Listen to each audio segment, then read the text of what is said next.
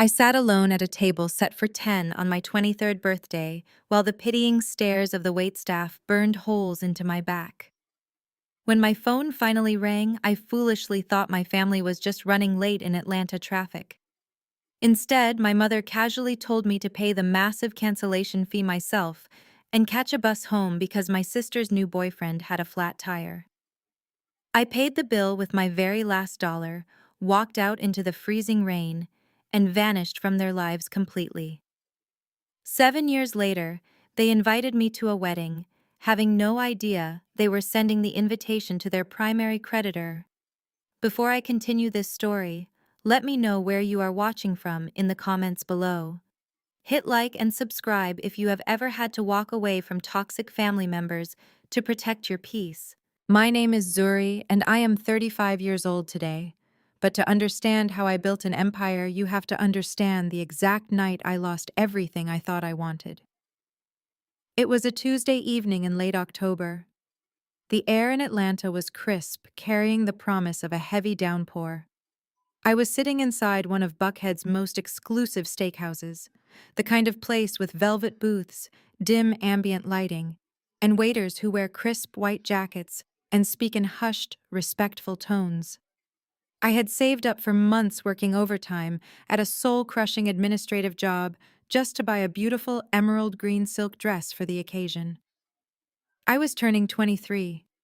It was supposed to be my golden year, the year I finally proved I was a competent adult, worthy of my family's respect.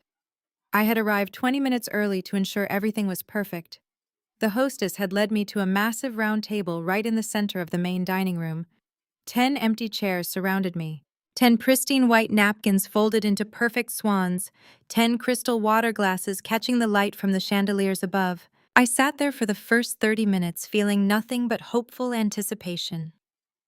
My parents, Andre and Valerie, were always deeply concerned with appearances.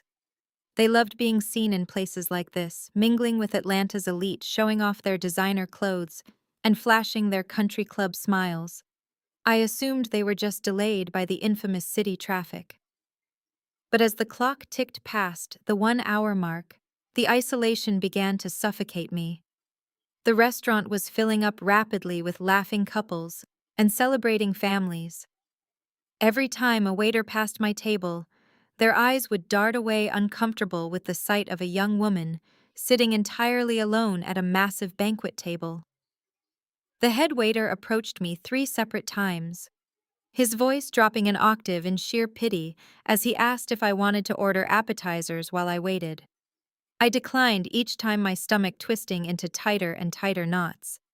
The ice in my water glass had completely melted. Then my phone rang. The screen flashed with a picture of my mother, Valerie. I answered immediately, relief flooding my chest, expecting frantic apologies about gridlock on Interstate 85. But there was no apology. There was only the sound of chaotic background noise and my mother's exasperated, heavy sigh. "Zuri, listen to me," she said, her tone sharp and hurried. "We are not going to make it tonight. You need to cancel the table." The words hit me like a physical blow, stealing the breath straight from my lungs. I asked her what she meant, my voice trembling. I reminded her that the restaurant required a credit card on file for large parties, and the cancellation fee was $50 per head. My mother clicked her tongue in severe annoyance, as if I were a child complaining about a dropped ice cream cone. "Jasmine is having a massive crisis right now, and you need to stop being so selfish and think about your sister." Jasmine, my 33-year-old sister, was exactly 2 years older than me, yet she commanded our household like a spoiled toddler. I gripped the edge of the heavy mahogany table, my knuckles turning white against the polished wood. I asked what kind of life-altering crisis could possibly pull my entire family away from my birthday dinner.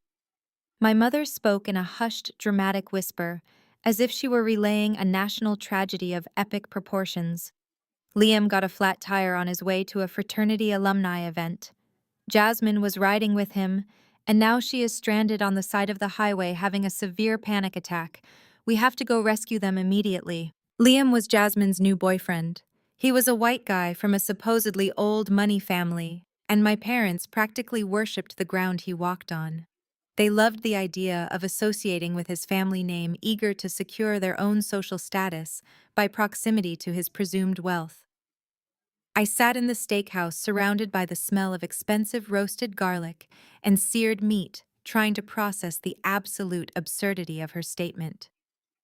My 23rd birthday dinner, planned for over 2 months, was being completely abandoned because a grown man did not know how to change a tire and my adult sister was crying on the shoulder of the highway. I tried to reason with her. I kept my voice incredibly low, begging her to understand the humiliating situation I was in. I told her I was sitting at a table for 10 in a packed restaurant. I told her the waitstaff was staring at me and whispering. I asked if they could just send roadside assistance for Liam and come to the dinner like we planned. The line went silent for a split second before the phone was violently snatched away. Suddenly, the deep, booming, authoritarian voice of my father, Andre, filled my ear. "Zuri, do not start with your dramatic nonsense tonight," he commanded. The heavy authority in his voice was designed to make me feel tiny, to shrink me back into the obedient, invisible daughter I had always been. "Your sister is hyperventilating on the side of a dangerous dark road, and you are crying over a steak dinner. You need to grow up and realize the world does not revolve around you." I felt a hot, stinging tear slide down my cheek, ruining the makeup I had spent an entire hour perfecting. I reminded him that I had put my own debit card down to hold this reservation, because they had explicitly told me to handle all the logistics. I reminded him that the cancellation fee was $500, which was almost everything I had in my checking account at the time. I was barely making rent on my small apartment while they lived in a sprawling luxury mansion in the suburbs. I pleaded with him, explaining that if I paid this fee, I would not be able to afford groceries for the rest of the month. My father did not care. "You are an adult," he said coldly, his voice devoid of any paternal warmth. "Handle your own financial obligations. We are not paying a cancellation fee because you foolishly booked a table that was far too large. Just pay the bill and take a public bus home. We need both cars tonight to handle this emergency with Liam's vehicle. Do not call us back. We have to focus on Jasmine right now." The line went dead. The dial tone buzzed in my ear like a steady, mocking laugh. Take a bus home. He wanted a young woman in an expensive evening gown to stand at a bus stop in the rain late at night because he was too busy catering to the manufactured panic of his golden child. My chest heaved as I stared at the blank screen of my phone. I was entirely alone. The realization was not just sad, it was violently clarifying. The dense fog of familial obligation began to burn away, leaving behind a sharp, stinging truth. I signaled the waiter.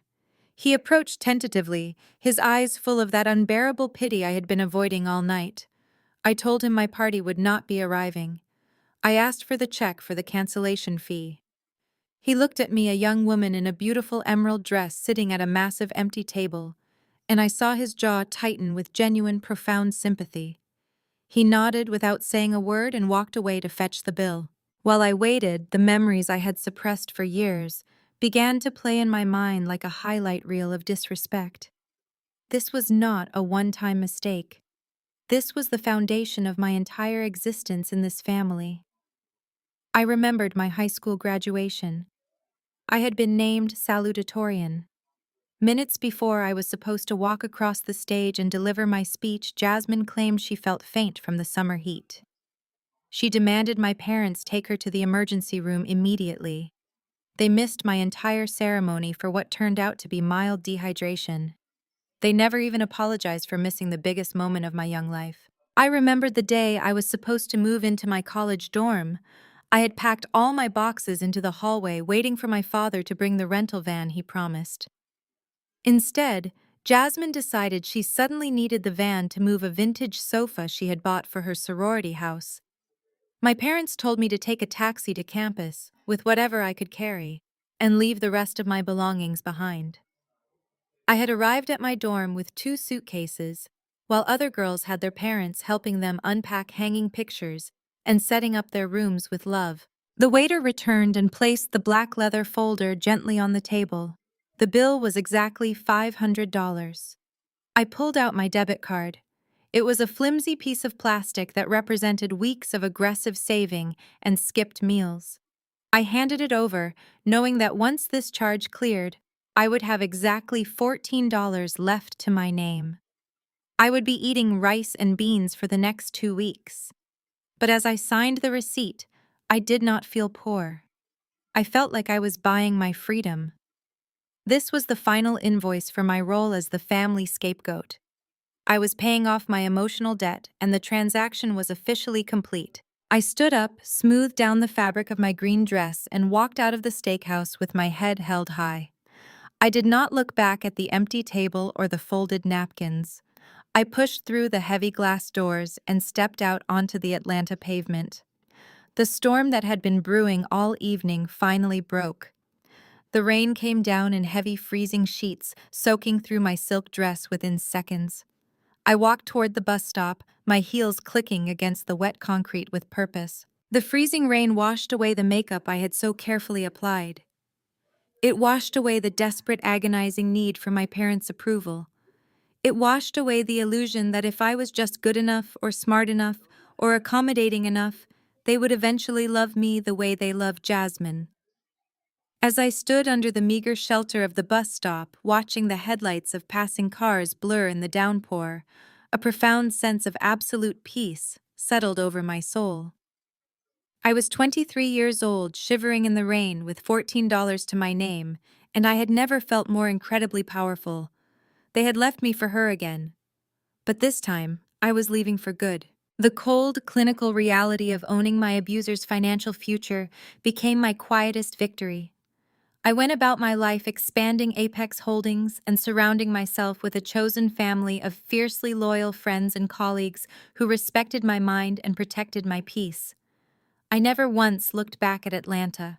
I never searched for my parents on social media or checked to see if Jasmine had finally married her fake billionaire. I was completely content letting them exist in my past while I dominated my future. But toxic people have a profound inability to leave well enough alone.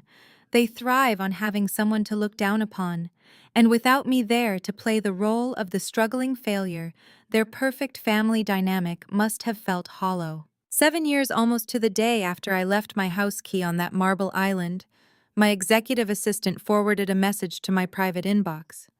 She knew I maintained strict filters, but this particular email had bypassed the corporate firewall because it was sent to an incredibly old forwarding address I had set up during my college years. The subject line read, "Formal Wedding Invitation."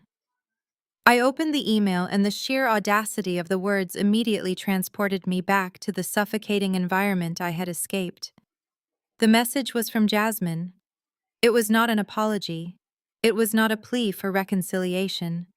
It was a digital summons dripping with her signature brand of passive-aggressive superiority. Zuri, the email began omitting any standard greeting. Liam and I are finally tying the knot in what will undoubtedly be the social event of the season. Mom and Dad insisted we extend an invitation to you despite your dramatic departure. We assume you are still struggling to find your footing out there, but we are willing to let you witness this milestone.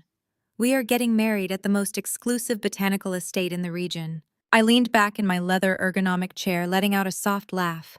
The estate she named the ultra-exclusive venue where she planned to flaunt her non-existent wealth was one of the crown jewels in my real estate portfolio. I had purchased that exact botanical estate under Apex Holdings 8 months prior, completely renovating its lush gardens and grand ballrooms. I was literally her landlord. But the email did not end there. Jasmine had a specific hidden agenda for reaching out after 7 years of absolute silence. She continued her message with a demand disguised as a request. "Since you will be attending, you need to bring Grandma's vintage diamond necklace. I know she specifically willed it to you before she passed, but it perfectly matches my bridal aesthetic. And Liam agrees that a piece of jewelry that valuable should be worn by a woman who can actually appreciate high society elegance. Do not forget to pack it." Before I could even process the sheer entitlement of her demanding the only heirloom I possessed, a second email pinged into my inbox. This one was from my mother, Valerie. She had been copied on Jasmine's message and decided to add her own toxic stipulations, assuming I was destitute and desperate for a free meal. Zuri, my mother wrote, I hope you have grown up since you abandoned your family. Since we are being gracious enough to allow you back into our circle for the weekend, there are rules. You may attend the rehearsal dinner, but you will need to earn your keep. We cannot have you mingling with Liam's distinguished family and embarrassing us with whatever low-level job you are working now. You will stand by the coat check room and assist the venue staff. Keep your head down, do not speak to Liam's parents, and try to look presentable. Bring the necklace. I sat in my penthouse office overlooking the sprawling city skyline, reading the emails again. They truly believed I was a broken, struggling woman, desperate to crawl back into their good graces.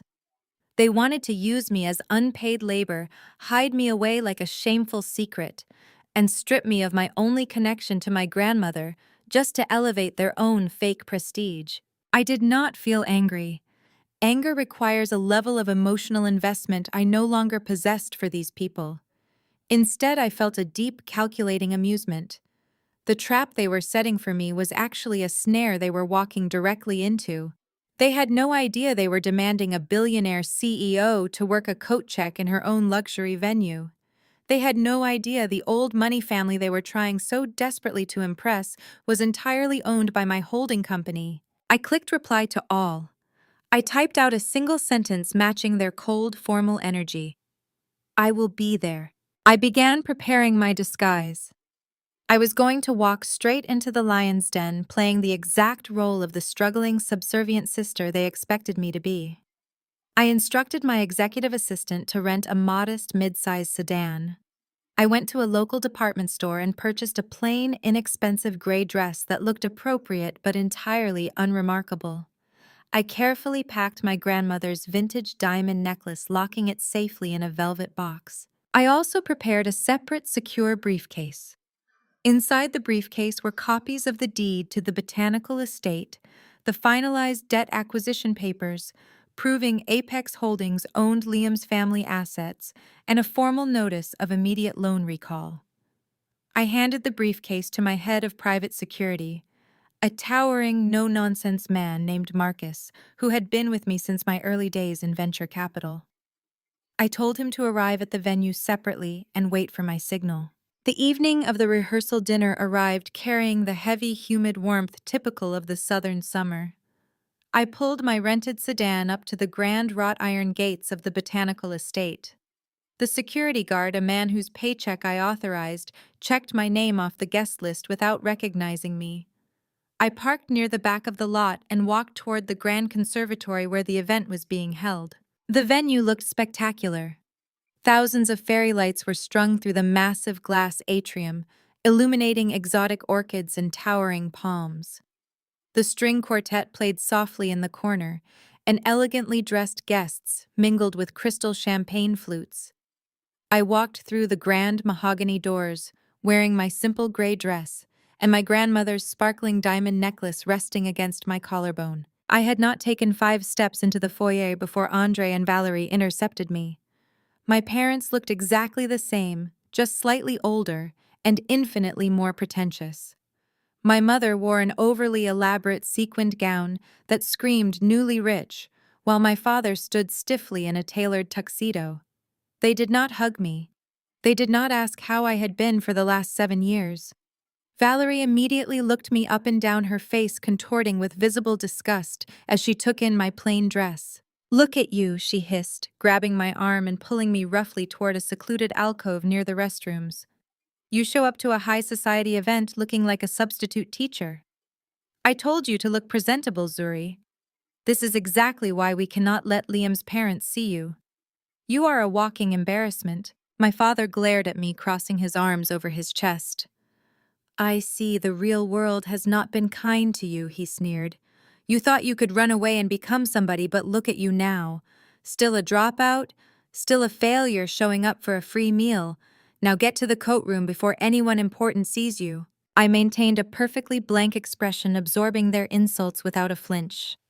I nodded submissively, playing my part to perfection. I walked toward the coat room area, standing quietly near the edge of the grand ballroom, observing the crowd. It did not take long for Liam to spot me. He sauntered over, holding a glass of expensive bourbon dripping in unearned, arrogant privilege. He wore a custom suit and a smug smile, acting as if he owned the very building we were standing in. "Well, well, well, the prodigal sister returns," Liam mocked, looking me up and down. "Jasmine told me you were struggling, but this is just sad." He took a sip of his bourbon, shaking his head. "You should be taking notes, Zuri. I am dropping $150,000 on this wedding weekend alone. But that is what happens when you marry a real man with real money. Jasmine finally has someone to elevate her out of your family's mediocrity." I looked at Liam, suppressing the urge to laugh. I knew for a fact that the credit card he used to pay the venue deposit had bounced twice before barely clearing on a predatory high-interest line of credit. I knew his parents' estate was heavily mortgaged and facing foreclosure. Yet here he was boasting about wealth that did not exist, trying to make me feel small. "I am sure Jasmine is very impressed with your finances," I said, my voice dangerously calm. Liam smirked, clearly mistaking my calm demeanor for submission. "Just stay out of the way tonight," he ordered. "My parents have a reputation to uphold, and we do not need the charity case ruining the photos." He walked away just as Jasmine approached, flanked by 3 bridesmaids who looked like clones of her. Jasmine wore a white silk rehearsal gown that probably cost more than my parents' mortgage. She stopped in front of me, her eyes immediately locking onto my neck. "I see you brought the necklace," Jasmine said, holding out her hand expectantly. "Take it off, Zuri. It is time to hand it over to someone who actually belongs in this tax bracket. A charity case has no business wearing diamonds." Her bridesmaids giggled, whispering behind their hands. Jasmine reached out, attempting to physically unhook the delicate gold clasp of our grandmother's necklace right off my neck. I took a sharp step back, slapping her hand away. My expression turned to ice. The time for playing the victim was over. The submissive, struggling sister act vanished, replaced instantly by the cold, calculating presence of a CEO who was about to dismantle their entire reality. I looked Jasmine dead in the eye and smiled a slow, terrifying smile. "I will not be taking the necklace off," I said quietly. "But I think it is time for the dinner toasts." I turned my back on my stunned sister and walked purposefully toward the center of the grand ballroom, where a microphone stood on a small, elevated stage. The room buzzed with polite conversation as I climbed the 2 steps and tapped the microphone. The sharp feedback noise echoed through the glass conservatory, immediately silencing the crowd. Valerie and Andre rushed forward, their faces pale with panic, frantically gesturing for me to step down. Liam looked furious, clearly thinking the embarrassing sister was about to make a drunken fool of herself. "Good evening, everyone," I said, my voice projecting with absolute steady authority. "For those of you who do not know me, my name is Zuri. I am Jasmine's older sister. But more importantly, for the context of tonight's gathering, I am the founder and CEO of Apex Holdings." A confused murmur rippled through the crowd of elite guests. Liam's parents, who had been standing near the bar, suddenly froze, turning to stare at me with wide, terrified eyes.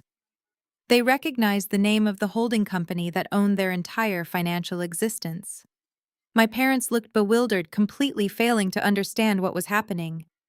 Jasmine marched toward the stage, her face red with fury. "Stop making up lies and get off the stage, you psycho!" she shrieked. I ignored her and signaled the venue's audio-visual team. I had briefed them entirely beforehand. The massive media screens positioned around the ballroom suddenly flickered to life. The first document projected onto the bright LED screens was the official property deed for the botanical estate we were currently standing in. "I know Jasmine and Liam have been boasting about the incredible expense of this venue," I continued, my voice echoing across the silent room.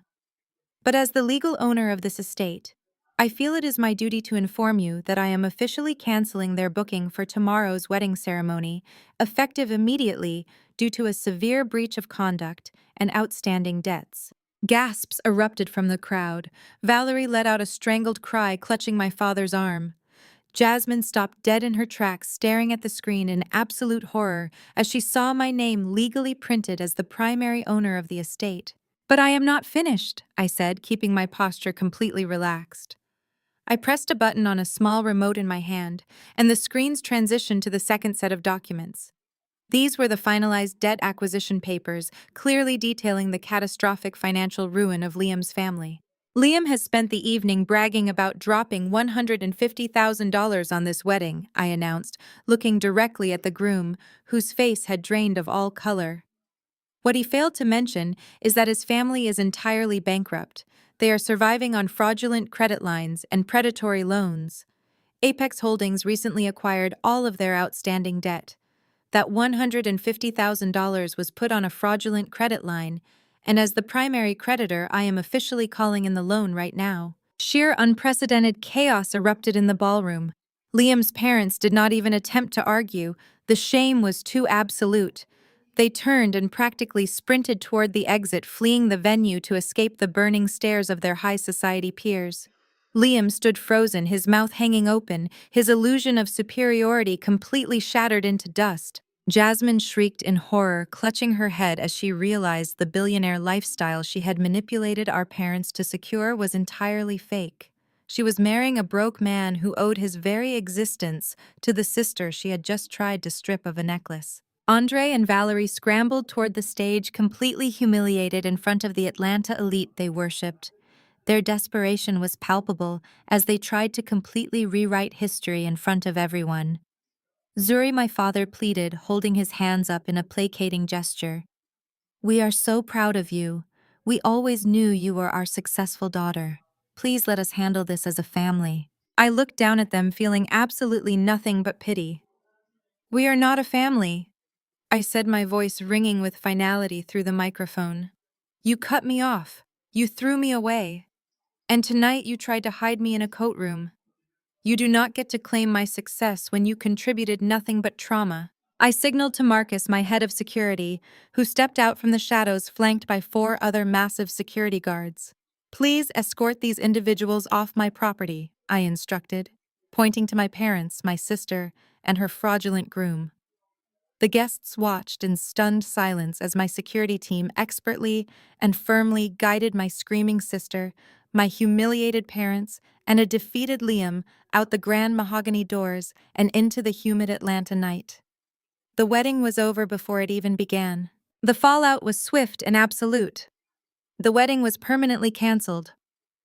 Jasmine and Liam's toxic relationship imploded the very next morning when the reality of his massive debt set in.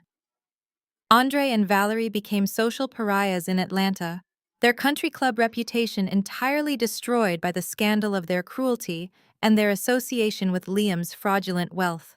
I reflect on my life now at 35 years old. I am standing on the expansive balcony of my own penthouse, breathing in the cool night air. I am wearing my grandmother's diamond necklace, and inside my home, I am surrounded by a chosen family of friends and colleagues who love and respect me unconditionally. The empire I built from $14 remains untouchable. Family is not always blood. Sometimes it is the people who do not leave you stranded with the bill. Have you ever had to cut off toxic family members to protect your peace? Let me know in the comments below. Do not forget to like and subscribe for more stories of taking back your power. The bus ride back to my parents' house took 45 minutes. I sat shivering in the back row with my ruined silk dress clinging to my skin.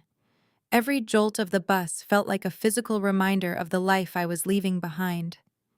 I arrived at the gated community, walking past the manicured lawns and towering oak trees that shielded our neighborhood from the real world.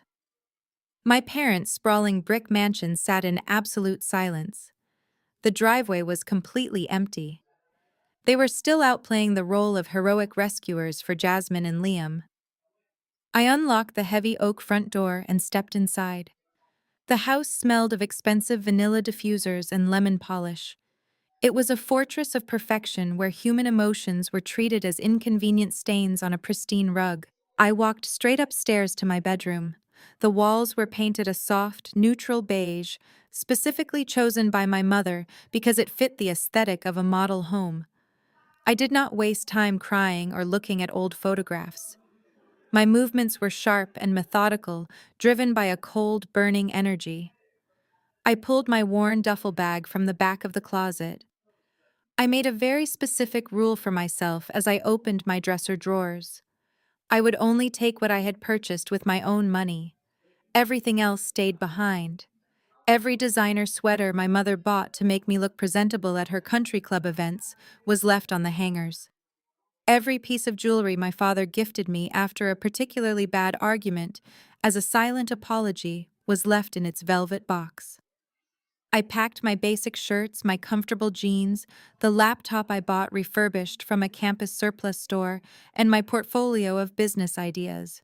Within 20 minutes, my entire existence in that house was reduced to a single duffel bag and a backpack. I walked downstairs feeling the silence of the empty mansion pressing against my ears. I walked into the massive gourmet kitchen. The countertops were made of gleaming white marble, untouched and pristine. I reached into my purse and pulled out my heavy brass house key. I placed it perfectly in the center of the kitchen island. It sat there cold and final, acting as a definitive resignation from my role as the family scapegoat. I did not write a dramatic letter. I did not leave an emotional note demanding an apology they were incapable of giving. The empty space I was leaving behind was the only message they needed. I walked out the front door, pulling it firmly shut behind me until I heard the heavy deadbolt click into place. I caught a late-night train to downtown Atlanta and sat in the brightly lit waiting room of the Greyhound bus terminal. My clothes were finally drying, but the chill remained in my bones. It was almost 3 in the morning when my phone screen suddenly lit up. The quiet hum of the bus station was shattered by a rapid succession of notifications. My parents had finally returned home. I watched the messages pour in, forming a steady stream of toxic vitriol that only confirmed I was making the right decision. The first text was from my mother, Valerie. She wrote asking why my key was on the kitchen island. She said Liam came inside to use the restroom and saw it sitting there looking like trash. She told me I was completely embarrassing them and demanded to know where I was. There was zero concern for my safety. She did not ask if I made it home in the rain. She did not ask if I was okay. She was furious because my house key had disrupted the visual perfection of her kitchen counter while a white man from a supposedly wealthy family was in her home. 10 seconds later, a text from my father Andre arrived. His message was even more vicious. He told me that if this was another one of my dramatic tantrums, I could forget about coming back. He said they were sick and tired of my selfish behavior. He accused me of ruining Jasmine's evening by acting sullen on the phone and claimed I was now pulling a stunt. He called me a complete failure. He proudly announced they were cutting off my phone plan and my emergency credit card immediately. He told me not to expect them to bail me out when I realized how hard the real world actually was. He ended the message by stating I would come crawling back to them by the end of the week. I sat in the plastic terminal chair reading their words over and over. They truly believed I was weak. They believed their financial control and conditional love were the only things keeping me alive. They thought I would panic at the threat of being cut off and rush back to apologize for the inconvenience of my own boundaries. I felt a slow, quiet smile spread across my face. I opened my phone settings and navigated to the factory reset option. I did not type out a furious reply. I did not try to defend my character to people who were committed to misunderstanding me. I simply erased everything. I wiped the phone completely clean, removing my digital footprint from their family plan. I took the memory card out and dropped the device into a nearby trash can. I walked up to the ticketing counter and used my last $14 to buy a one-way ticket on the first bus heading north to Charlotte. I had no solid plan, no savings, and no safety net. But as I boarded that bus and found a window seat in the back, I felt a profound, undeniable sense of power. The heavy, suffocating chains of the golden child and the scapegoat dynamic were finally broken. As the bus pulled out of the station, leaving the glittering skyline of Atlanta behind me in the dark, I closed my eyes and breathed in the stale, recycled air. It was the absolute sweetest breath I had ever taken. I was erasing myself from their world entirely, and I was never going back. The next few years became a blur of relentless, grueling hustle. I arrived in Charlotte with nothing but my duffel bag and a burning desire to build an undeniable future. I rented a tiny windowless room in a shared apartment and slept on a thin mattress on the floor. I worked 3 low-paying jobs to keep the lights on. I scrubbed floors at a corporate office building overnight, poured coffee at a busy cafe during the early morning rush, and spent my afternoons doing freelance data entry. I lived on cheap ramen and peanut butter skipping meals more often than I ate them. But without the crushing weight of my parents' conditional love dragging me down, my mind was sharper than ever. I was no longer wasting my energy trying to be seen or valued by people who were blind to my worth.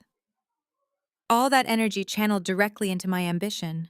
I realized very quickly that the commercial real estate market was operating on outdated, inefficient systems. I spent every spare hour sitting in public libraries using their free internet to teach myself coding and advanced financial modeling.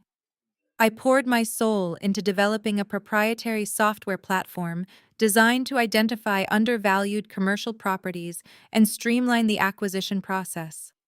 I pitched my platform to smaller investment firms, first taking payment in equity rather than cash. My software worked beautifully.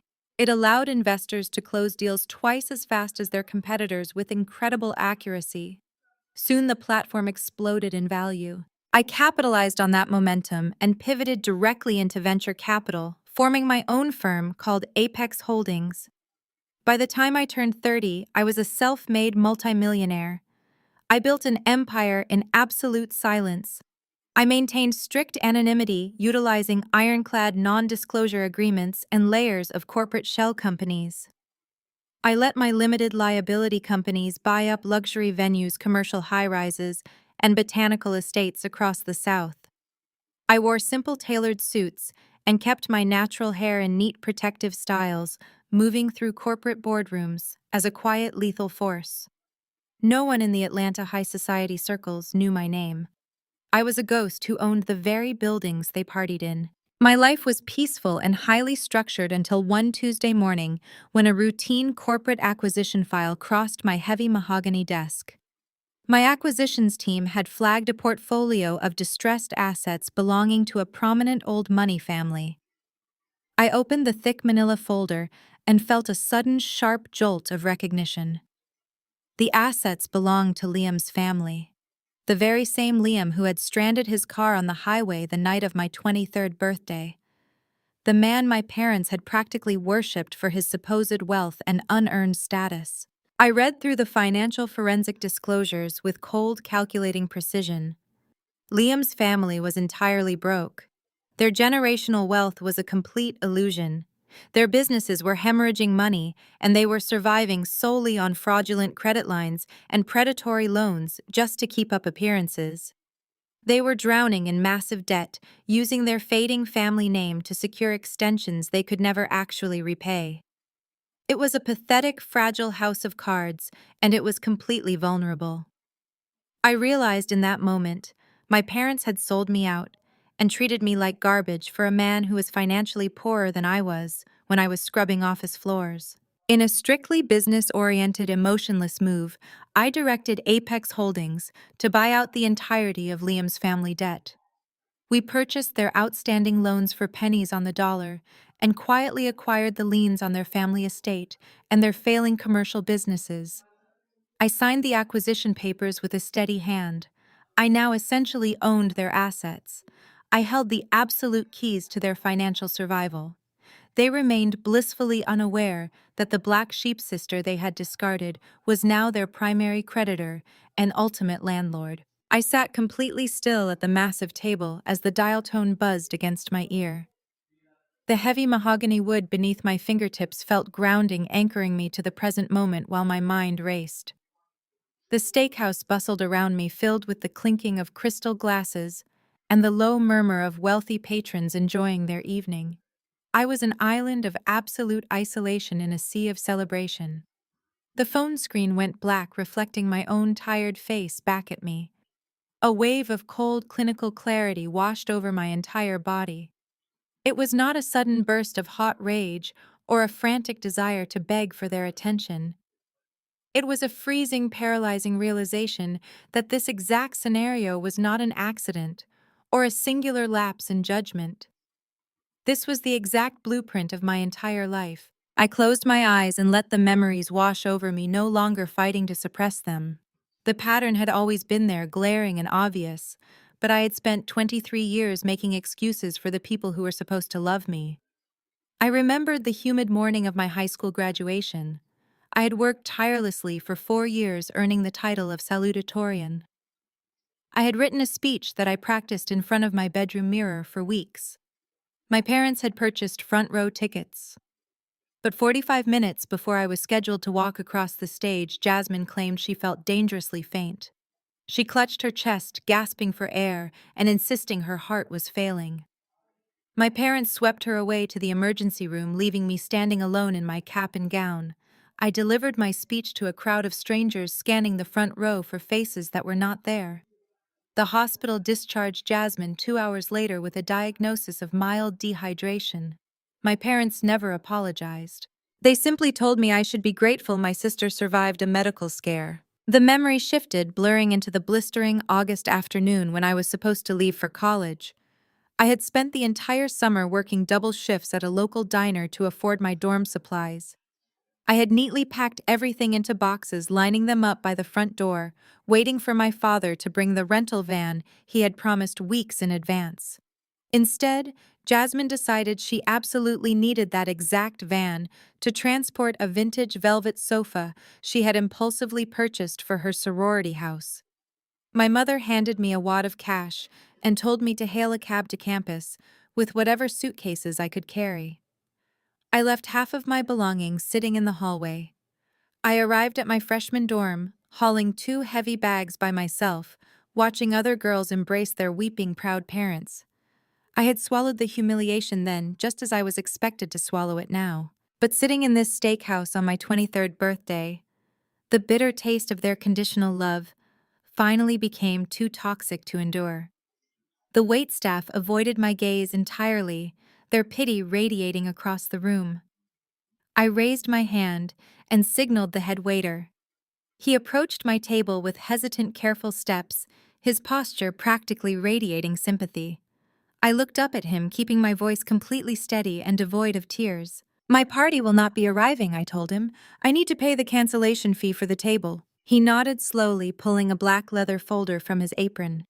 The restaurant policy was strict, requiring a $50 fee for every absent guest. $500. It was an exorbitant sum that represented a month of groceries and absolute financial security for a struggling 23-year-old. I unclasped my purse and pulled out my worn debit card. I knew exactly how much was in my checking account: $514. I placed the plastic card onto the leather tray, pushing it toward the waiter. I did not flinch. I did not explain my situation. I simply waited for the transaction to process. When he returned with the receipt, I signed my name with sharp, definitive strokes. The financial loss was devastating, but in that moment, it felt like a cheap price to pay for my permanent freedom. I was purchasing my own liberation from a family that viewed my existence as a burdensome afterthought. I left a cash tip with my remaining few dollars, gathered my coat, and stood up. I walked through the crowded dining room, keeping my chin parallel to the floor. I did not let a single tear fall. I pushed through the heavy brass doors of the restaurant and stepped out into the unforgiving Atlanta night. The sky had completely broken open, unleashing a torrential downpour that instantly soaked through my thin coat and my emerald green dress. The cold rain plastered my hair against my cheeks and chilled me to the bone. I began the long walk toward the nearest bus stop, putting one foot in front of the other as the storm raged around me. Every step away from that restaurant felt like a heavy chain snapping. The freezing water washed away the lingering, desperate hope that I could ever earn their love by being obedient.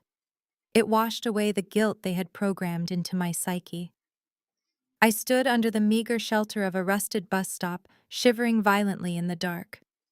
As the headlights of the approaching bus cut through the rain, I made a silent, unbreakable vow to myself. I was completely, utterly done with them. The bus ride back to my parents' sprawling, image-obsessed suburban home was a quiet descent into my new reality. I stared out the window, watching the city lights blur into streaks of neon color. I arrived at the gated community and walked the remaining half-mile to their house, my wet shoes squishing loudly on the pristine pavement. The massive brick home loomed in the darkness, exuding a cold, intimidating aura. I unlocked the front door and stepped into the grand foyer. The house was perfectly, completely empty. The silence was deafening. My parents were still out coddling Jasmine and catering to Liam's flat tire crisis. I did not hesitate. I walked straight up the sweeping staircase and into the bedroom I had occupied since childhood. I pulled my largest duffel bag from the closet and began to pack. I moved methodically, working in record time. I did not pack out of panic. I packed with the precision of a woman dismantling a life she no longer recognized.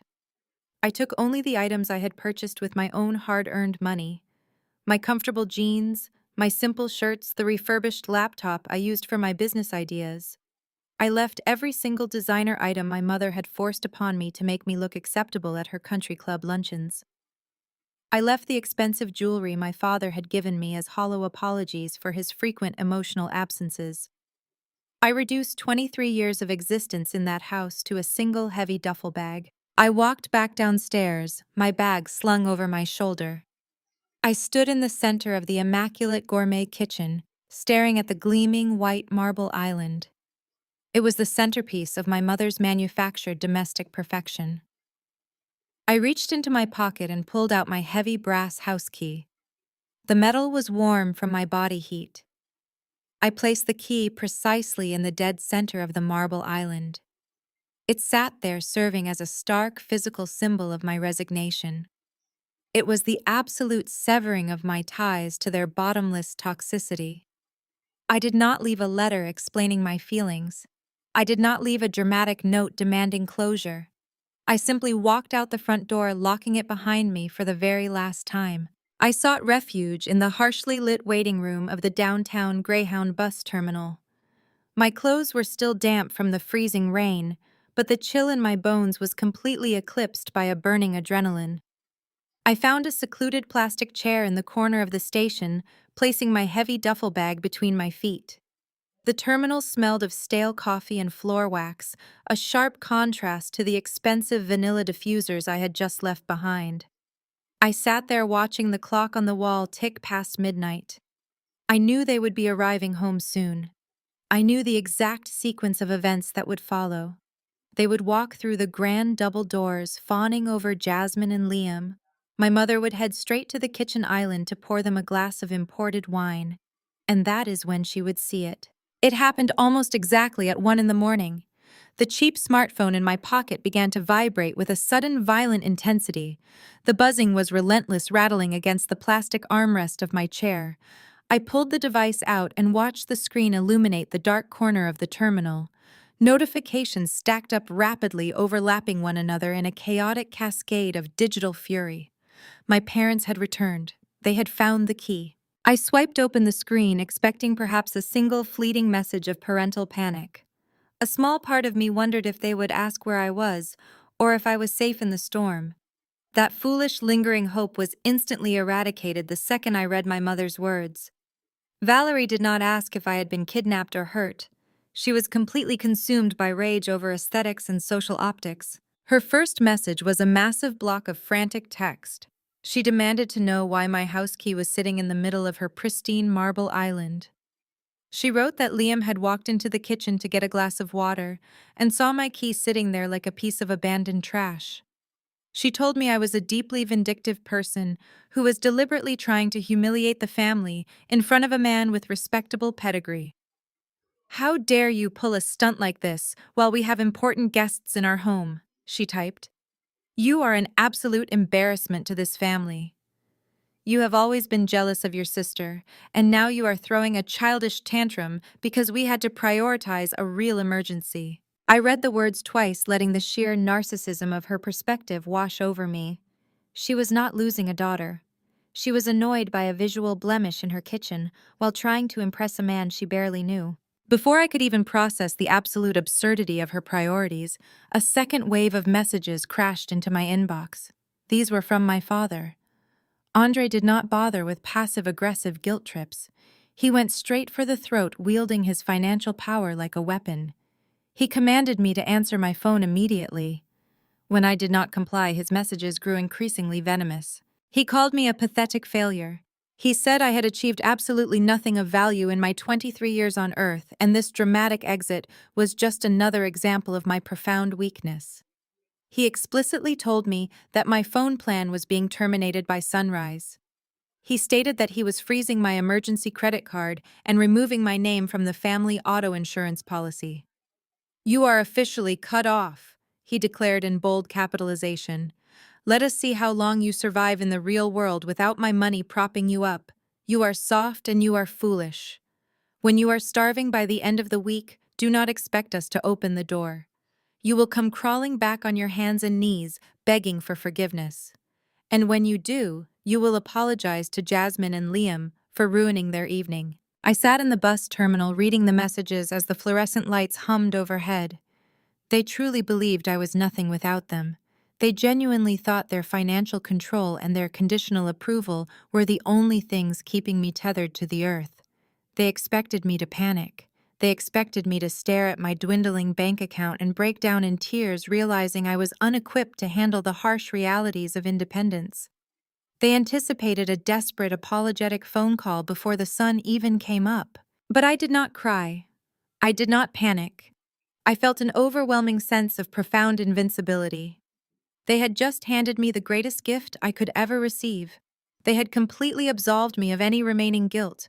By reacting to my departure with pure venom and arrogant cruelty, they proved that my absence was not a tragedy to them. It was merely an inconvenience. I did not type out a furious reply defending my character. I did not waste my breath trying to explain my pain to people who were committed to misunderstanding me. I simply opened the settings application on my phone. I navigated to the system menu and selected the factory reset option. I watched the screen go entirely black as the device wiped every single contact, every photograph, every saved message, and every digital tie to the family I was abandoning. When the phone rebooted to its factory default screen, I popped open the side tray and pulled out the small plastic SIM card. I held it between my fingers for a split second before snapping it completely in half. I dropped the broken pieces into the bottom of a nearby trash can alongside half-eaten sandwiches and discarded newspapers. I was no longer a contact in their phones. I was no longer a problem they needed to manage. I was a ghost. I picked up my duffel bag and walked straight to the ticketing counter. The attendant looked at me with tired eyes, resting his hand over the keyboard. I pulled out my remaining cash and asked for the next available bus heading to Charlotte, North Carolina. It was a city where I knew absolutely no one. A city where my parents' names held zero weight and commanded zero respect. A city where I could build a foundation on concrete rather than walking on eggshells. The attendant handed me a paper ticket and pointed toward Gate 4. I walked out to the boarding area as the massive silver bus pulled into the stall. The engine idled loudly, drowning out the sound of the lingering rain. I handed my ticket to the driver, stepped onto the bus, and walked all the way to the back row. I took a window seat, pressing my forehead against the cool glass. As the bus shifted into gear and pulled out of the terminal, I watched the glittering skyline of Atlanta slowly fade into the darkness. I was leaving behind 23 years of psychological conditioning. I was leaving behind the golden child who demanded my subservience and the parents who enabled my erasure. I had no safety net, no credit cards, and no wealthy connections to fall back on. But as the highway stretched out in front of me, illuminated only by the headlights of the bus, I felt a deep, powerful calm settle into my chest. They told me I would fail. They promised I would come crawling back to them begging for their toxic shelter. I closed my eyes and let the steady rumble of the highway carry me forward. I was completely alone in the world, and I had never been more dangerous. The bus pulled into the terminal in Charlotte just as the morning sun began to bleed over the horizon. I stepped onto the concrete and inhaled deeply. The air tasted completely different. I had a duffel bag, a backpack, and $14. I walked straight to a 24-hour diner, locked myself in the restroom to wash my face, and used my last few bills to buy a black coffee so I could sit in a booth and read the local classifieds. I did not have the luxury of fear. Fear was an emotion reserved strictly for people who had a safety net waiting to catch them. I only had survival. Within 48 hours, I secured a room in a dilapidated boarding house on the industrial edge of the city. It was a windowless box barely larger than a walk-in closet, but the heavy wooden door had a sturdy deadbolt. I found a discarded twin mattress leaning against a dumpster, dragged it up 3 flights of stairs, and covered it with a cheap fitted sheet. That stained mattress on the floor became my throne. I slept infinitely better on those broken metal springs than I ever did in my custom-built canopy bed in my parents' mansion. The physical reality of my new existence was grueling. I engineered a daily schedule that left absolutely zero room for self-pity or hesitation. At 5 in the morning, I tied on a brown apron and poured coffee at a busy diner catering to the early shift construction workers. I learned to balance heavy trays of eggs and hash browns, ignoring the persistent aching in my lower back. By 1 in the afternoon, I stripped off the apron and walked 2 miles to a temp agency, where I sat in a gray cubicle doing mindless data entry until the sun went down. But the real work began when the city went to sleep. At 10 o'clock at night, I put on a pair of rubber gloves and pushed a heavy mop bucket through the silent, carpeted corridors of a commercial real estate firm. I scrubbed their polished marble lobbies, emptied their overflowing trash cans, and wiped down their massive executive desks. I was a ghost moving through the very boardrooms I intended to conquer. My body was constantly bruised and pushed to the absolute limit of human endurance. My diet consisted entirely of boiled ramen noodles, cheap peanut butter, and tap water. I lost 15 pounds in the first 3 months alone. My hands grew calloused and my nails were permanently chipped. Yet despite the brutal physical toll, my mind had never been sharper. For 23 years, my brain had been completely occupied with survival tactics in a toxic household. My mental energy had been entirely drained by the constant exhausting need to anticipate my mother's shifting moods, to dodge my father's financial manipulation, and to brace myself for Jasmine's inevitable manufactured crises. I had spent my entire life walking on eggshells, analyzing every word I spoke to avoid triggering an explosive argument. Now the eggshells were gone. The suffocating weight of their conditional love evaporated, leaving behind a vast, quiet space in my mind. In the silence of my windowless room, I could finally hear my own thoughts. There were no comparisons to Jasmine. Nobody was telling me I was too plain, too serious, or too much of a disappointment. The absence of their voices allowed my own inner voice to surface, and it was deafeningly clear. As I scrubbed those corporate floors late at night, I did not feel degraded. I felt intensely observant. I started looking at the documents left out on those massive mahogany desks. I read the commercial real estate portfolios, the acquisition reports, the investment strategies. I absorbed the language of capital and leverage. I realized the executives who sat in these chairs during the day were not inherently smarter than I was. They simply had access to resources and a head start. I had something far more potent. I had absolutely nothing to lose. My ambition, unchained from familial expectations, woke up like a starving animal. Every floor I mopped, every database I updated, every cup of coffee I poured, fueled a singular burning objective.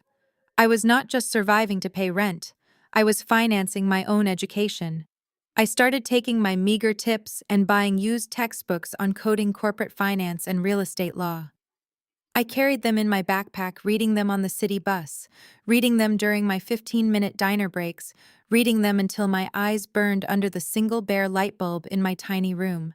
The first 2 years of my independence were a crucible of isolation and intense hyper-focus. I did not date. I did not make friends. I did not go to parties or movies or restaurants. I became a machine powered by raw, unwavering determination.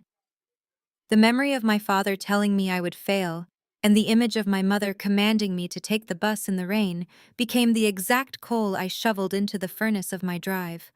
I was building a foundation on solid concrete, carefully constructing an intellect and a work ethic that no one could ever take away from me. The scared girl from Atlanta was dead.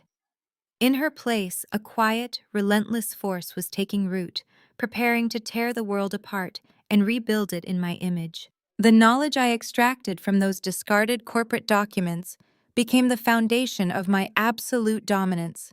I spent the next 18 months sitting on my mattress in the dark, using my refurbished laptop to write line after line of complex code. I realized that the commercial real estate market in the South was incredibly lucrative, but operated on sluggish, outdated, and highly emotional systems. The executives whose floors I mopped relied on nepotism, country club handshakes, and golf course rumors to find their next acquisitions.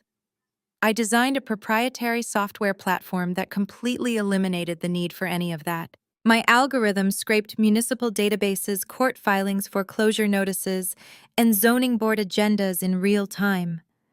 It cross-referenced distressed commercial properties with upcoming municipal infrastructure projects, identifying massive financial opportunities months before the traditional investors even knew a property was in trouble. I stripped away the human error and replaced it with cold, undeniable data. I took a day off from the diner, put on the only professional suit I owned, and walked into the lobby of a mid-tier investment firm that was desperately trying to compete with the major players in Charlotte. I did not ask for a job.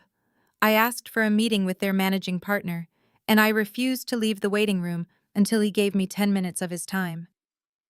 When I finally sat across from him, I opened my laptop and showed him how my software had predicted their last 3 failed acquisitions and how it could have saved them millions. I did not sell them the software outright. I licensed it to them, retaining total ownership and demanding a ruthless percentage of every deal closed using my platform. They agreed because they had no other choice if they wanted to survive in the market. The software deployed, and it immediately revolutionized their entire operation. They began closing deals with terrifying speed and precision, decimating their local competition. Within 6 months, word of my platform spread through the financial sector like wildfire. Major firms approached me begging for access to the algorithm. I licensed the tech to 5 major investment banks across the eastern seaboard. The revenue did not just trickle in, it flooded my bank accounts in massive, overwhelming waves. I watched my net worth skyrocket from the $14 I had in Atlanta to 7 figures in a matter of months. But I was not satisfied with just being a software vendor. Providing the tools for other people to build their wealth was merely a stepping stone. I wanted to own the board. I took the massive capital generated by the software boom and executed a sharp strategic pivot. I cashed out a significant portion of my tech equity and established my own venture capital and private equity firm. I named it Apex Holdings. The name was a private promise to myself. I was no longer the girl at the bottom of the family hierarchy begging for scraps of affection. I was the apex predator in a financial ecosystem that rewarded absolute ruthlessness. By the time I turned 30, I was a self-made multimillionaire. My personal wealth completely eclipsed the generational money my parents so desperately flaunted. But unlike my mother and father, I had absolutely no desire to showcase my success. I grew up watching them destroy their peace and alienate their children just to maintain the illusion of high society perfection. They craved the spotlight. They needed the validation of country club peers and the envy of their neighbors to feel like their lives had meaning. I chose the exact opposite path. I weaponized my anonymity. I operated Apex Holdings from behind an ironclad fortress of non-disclosure agreements, blind trusts, and proxy board members. My name never appeared on a single piece of public-facing company literature. I hired an elite team of aggressive attorneys and financial managers to act as the public face of the firm, while I pulled every single string from the shadows. To the outside world, the CEO of Apex Holdings was simply an unnamed managing partner. I became a ghost in the financial sector, moving massive amounts of capital without ever stepping foot on a red carpet or attending a charity gala. With my anonymity secured, I directed my acquisitions team to aggressively buy up premium commercial real estate across the South. We did not just buy office buildings, we targeted the exact spaces where high society congregated. Apex Holdings purchased luxury botanical estates, high-end golf resorts, exclusive wedding venues, and premium retail blocks in Charlotte, Charleston, and eventually Atlanta. I bought the physical ground that the elite class walked on. I lived in a sprawling, modern penthouse overlooking the city, but my daily life remained highly disciplined and deeply private. I did not buy flashy sports cars or designer clothing covered in glaring logos. I wore custom-tailored suits in muted colors and poured my energy into expanding my empire. I was perfectly content being completely invisible. Every time my firm acquired a new luxury estate or bought out a struggling commercial high-rise, I felt the quiet, satisfying hum of absolute control. I had constructed a reality where I answered to absolutely no one. My empire operated with mechanical precision. Every Tuesday morning at 6, I sat at the custom marble desk in my penthouse office, reviewing the distressed asset portfolios my acquisitions team flagged for potential purchase. It was a rainy October morning, perfectly mirroring the day I left Atlanta. My chief financial analyst had placed a heavy red folder on the top of my priority stack. The attached briefing note simply read, "High-value Southern portfolio, severe default risk." I opened the file and began scanning the executive summary. The assets belonged to a prominent family trust based in Georgia. I turned the page to look at the primary guarantors, and the blood instantly froze in my veins. There, printed in crisp black ink, was the legal name of Liam's family. It was the exact same Liam who had stranded his car on the shoulder of the highway the night of my 23rd birthday. The man my parents had practically worshipped, treating his very presence in our home like a visit from royalty. My mother and father had sacrificed my dignity, my birthday, and my place in the family simply to appease him. They had looked at his pale skin and his supposedly historic family name and assumed he held the keys to the elite society they so desperately craved. I leaned forward in my leather chair, pressing my fingers to my temples. I buzzed my acquisitions director and ordered a complete forensic financial audit on the entire family trust. I wanted every bank statement, every tax return, every outstanding line of credit, and every property deed pulled and verified by noon. I sat in absolute silence, waiting for the data to compile. When the encrypted files finally dropped into my inbox, I spent 3 hours dissecting their entire financial existence. The truth was staggering. Liam's highly revered old money family was completely, absolutely broke. Their generational wealth was nothing more than a carefully orchestrated optical illusion. The grand historical estate they used to host their lavish parties was leveraged to the absolute limit, carrying 3 separate mortgages that were currently 90 days past due. Their traditional commercial businesses were bleeding capital, operating at a massive loss for the last 6 years. To maintain their country club memberships, their luxury vehicles, and their private social club status, they had been engaging in borderline illegal financial gymnastics. I dug deeper into the spreadsheets, uncovering a web of fraudulent corporate credit lines. They were creating dummy corporations to take out high-interest business loans, then funneling that cash directly into their personal accounts to cover their lifestyle expenses. They were drowning under the weight of predatory lending, moving money from one failing account to another just to make the minimum monthly payments. They were months away from total catastrophic financial collapse. The entire family name was a hollow shell waiting for a single gust of wind to knock it completely down. A cold, sharp laugh escaped my throat, echoing in the quiet expanse of my penthouse office. The sheer, undeniable irony of the situation was almost poetic. My parents had treated me like a pathetic charity case.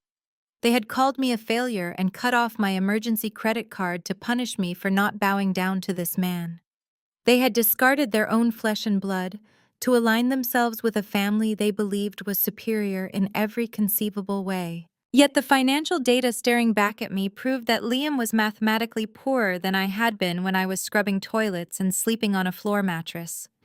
His net worth was severely negative. I possessed more liquid capital in my secondary checking account than his entire bloodline had generated in the last decade. My parents had sold me out for a man who could not even afford the tires on the car he drove. I did not feel a sudden rush of hot emotional rage. I did not immediately think about calling my parents to rub this information in their faces. My mind remained locked in the clinical, calculating framework of a venture capitalist. I looked at Liam's family not as ghosts from my traumatic past, but as highly vulnerable, distressed assets. Their historic estate sat on 50 acres of prime developable land in a rapidly appreciating district. The underlying value of the physical property was immense if the toxic debt could be cleared. The current creditors were panicked, holding high-risk loans they assumed would default into a messy, prolonged bankruptcy. They would be desperate to offload that debt to a firm like Apex Holdings for a fraction of the cost, just to wipe it off their ledgers. Liam's family was living on borrowed time, relying on the ignorance of their peers to keep their social standing intact. I closed the financial audit and stared out the floor-to-ceiling windows at the city below. The golden child sister who tormented me was likely planning her future around a man whose pockets were entirely empty. The parents who threw me away were hitching their wagon to a sinking ship. They were all living in a fabricated reality built on lies and stolen money. And I was the only person holding the sledgehammer. I picked up the secure phone on my desk and dialed my director of acquisitions. I did not raise my voice or express a single ounce of personal vendetta. I gave a very simple clinical directive. I told him to acquire the entire debt portfolio of Liam's family trust. I wanted every mortgage, every commercial business loan, and every high-interest line of credit brought under the Apex Holdings umbrella by the end of the fiscal quarter. My team moved with the lethal efficiency I demanded of them. They approached the panicked regional banks and private lenders who were currently holding the toxic assets. Those institutions were absolutely desperate to scrub the failing accounts from their ledgers before the end of the year. We offered them a fraction of the total value in cold hard cash. They accepted the buyout without a single moment of hesitation. The transaction was executed through 3 separate shell companies nested securely beneath the Apex corporate structure. The legal paperwork was incredibly dense, effectively masking the true origin of the capital.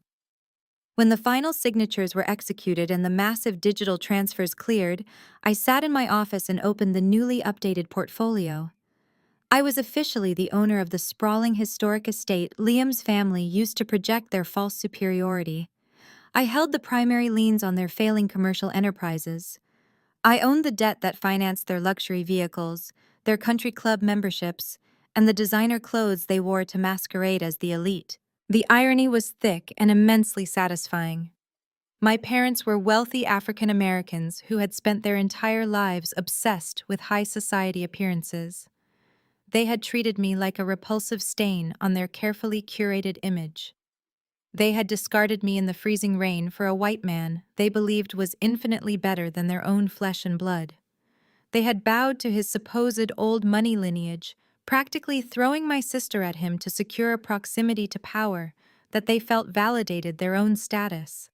They were so blinded by their own class insecurities and desperate social climbing that they ignored every single red flag of a blatant financial grifter.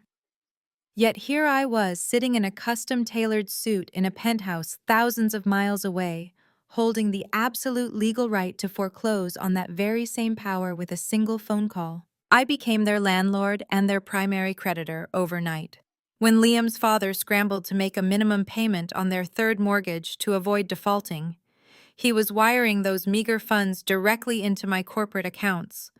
When Liam swiped a credit card to pay for a lavish dinner to impress my sister, he was utilizing capital that I ultimately controlled. They were living, breathing, and functioning entirely at my mercy. I received the automated notification when the original banks transferred the servicing of their loans to my holding company. Liam's family likely thought it was a temporary blessing, assuming this faceless corporate entity would give them more time to restructure. They remained blissfully comfortably unaware that the college dropout sister they had thrown away was the invisible architect of their ongoing financial survival. I did not feel the urge to speed up their destruction. I did not call the loans in immediately or issue foreclosure notices the very next day. I am a venture capitalist. and I understand the profound strategic value of absolute patience. I knew their financial foundation was built on quicksand, and I was perfectly content to let them continue building their fragile house of cards higher and higher. I wanted to see exactly how far the deception would go. I watched their monthly financial statements roll across my desk, observing the frantic, desperate transfers of money between empty accounts. I saw the late fees accumulate and the penalties compound. Every red number on that spreadsheet was a testament to their arrogance. For months, I simply monitored the ledger. I went about my life expanding my business, traveling internationally, and securing my empire. I never checked my parents' social media. I never looked for updates on Jasmine or Liam. I did not need to. Their entire reality was documented in the financial reports my analysts delivered to me every single week. I knew exactly when Liam bought an engagement ring because I saw the fraudulent credit line spike. I knew exactly when they booked their luxury vacations because the data told me they were deliberately defaulting on their commercial property taxes just to afford the plane tickets. They were digging a grave so deep they would never be able to climb out. It was a clinical, emotionless operation. I had effectively neutralized the people who had terrorized my youth without ever having to look them in the eye or raise my voice. The frightened 23-year-old girl who had cried at the bus stop was completely gone. In her place was a woman who understood that true power does not need to announce itself in a crowded room. True power sits quietly in the shadows, holding the deed to the building. I had executed a flawless financial checkmate, and my opponents did not even realize the game was already over. They were just moving their pieces around a board I had already packed away. I decided to let the debt sit, to let the interest grow, and to wait for the exact perfect moment when gravity would inevitably pull them back down to earth. Until then, I would let them enjoy the illusion of their superiority while I owned the ground they walked on. 7 years is a massive amount of time to live in absolute silence. For 2,555 days, I existed entirely outside the orbit of my family. I did not receive a single birthday card. I did not get a single phone call checking to see if I was alive or dead. I was perfectly content with this arrangement. The silence was the ultimate luxury I had purchased with my departure. My empire grew, my investments compounded, and my peace remained entirely undisturbed. But toxic people possess a profound inability to leave well enough alone.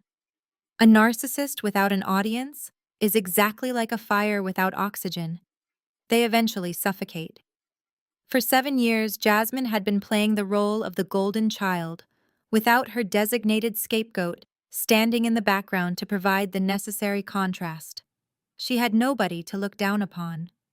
Without me there to absorb her manufactured drama and my parents' constant criticism, the foundation of their perfect family dynamic must have felt incredibly hollow. They needed their punching bag back. The bait arrived on a crisp Tuesday morning, exactly 7 years after I left my house key on that marble kitchen island. I was sitting in my corner penthouse office, reviewing a quarterly earnings report, when my executive assistant stepped in. She handles all my communications, maintaining a ruthless corporate firewall that filters out anything that does not directly impact Apex Holdings. But this particular message had circumvented the corporate security protocols. It had bypassed the strict filters because it was sent to an incredibly old forwarding address I had set up during my college years. It was an email address I had not checked directly in nearly a decade, but it still routed to a secure catch-all inbox. My assistant printed the email and placed it gently on my desk, noting that it appeared to be a personal communication from someone claiming to be a relative. I looked at the sender name printed at the top of the page, Jasmine. I picked up the crisp white paper. The subject line was capitalized and highly demanding. It simply read, "Formal wedding invitation, Jasmine and Liam." I leaned back in my ergonomic leather chair, feeling a sudden sharp spike of cold amusement. I had spent the last 2 years legally owning her fiancé's entire bloodline, waiting patiently for the inevitable collapse of their fraudulent finances. And here she was reaching out to me right on the precipice of their ultimate destruction. I read the email. It was not a message of reconciliation. It did not contain a single syllable of apology or a shred of genuine sisterly affection. It was a digital summons dripping with her signature brand of passive-aggressive superiority. It was expertly designed to remind me of my place at the absolute bottom of the family hierarchy. Zuri, the email began entirely omitting any standard greeting or polite inquiry about my well-being. Liam and I are finally tying the knot in what will undoubtedly be the social event of the season for Atlanta. Mom and Dad insisted we extend an invitation to you despite the incredibly dramatic and embarrassing way you abandoned your family. We assume you are still struggling to find your footing out there in the real world, but we are willing to be gracious. We want to give you the opportunity to witness this major milestone. We are getting married at the most exclusive botanical estate in the region. I let out a soft, cold laugh that echoed in the quiet expanse of my office. The sheer, breathtaking audacity of her words was almost mesmerizing. She truly believed she was extending a royal decree to a peasant. She honestly thought I was sitting in some rundown apartment scraping together pennies and regretting the day I walked away from their toxic wealth. She wanted me there for one specific reason. She wanted to parade her supposed billionaire husband in front of the sister who had absolutely nothing. She wanted to wear a designer gown and watch me sit in the corner, wearing whatever cheap clearance dress she assumed I could afford. She wanted the absolute unadulterated satisfaction of my envy. The entire invitation was a calculated psychological trap. Jasmine went on to describe Liam's family in glowing, reverent terms. She boasted about his parents' generational wealth and the prominent politicians who would be attending the ceremony. She explicitly stated that this was a blending of two powerful dynasties, and she expected me to behave accordingly. She warned me not to speak about my current living situation if it was depressing, because Liam's parents were highly refined people who did not want to be burdened with stories of financial struggle. The absolute blindness of her arrogance was staggering. She was marrying a white man whose father had literally begged my holding company for a loan extension just 3 weeks prior. She was boasting about blending dynasties with a family that was actively drowning in predatory debt that I personally controlled. But the most beautiful part of the email was the venue she named. She was bragging about securing the most exclusive botanical estate in the region to flaunt her non-existent wealth. That estate was a sprawling historic property featuring massive glass conservatories and acres of manicured gardens. It was also one of the absolute crown jewels in my commercial real estate portfolio. I had purchased that exact botanical estate under Apex Holdings 8 months prior, completely renovating its grand ballrooms and upgrading its security systems. I was literally her landlord. She was paying exorbitant venue fees directly into my corporate accounts to host a wedding funded by a fraudulent credit line that I also owned. I read the rest of the email. Jasmine instructed me to reply immediately because they were finalizing the high society guest list and could not leave a seat empty for someone who might flake.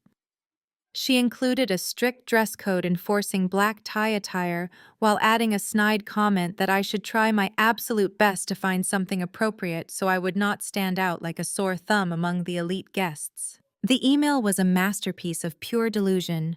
It perfectly encapsulated everything I had walked away from. The deep obsession with status, the pathetic need to belittle others to feel important, the complete detachment from reality. They had spent 7 years living in an echo chamber of their own arrogance, completely unaware that the world around them had entirely shifted. They did not know they were demanding a venture capital chief executive officer to attend a wedding funded by stolen money. They did not know the old money family they were trying so desperately to impress was entirely owned by the black sheep daughter they had discarded in the freezing rain. I placed the printed email down on my desk, smoothing out the creases with my hand. I did not feel a single ounce of the old anxiety that used to paralyze me when dealing with them.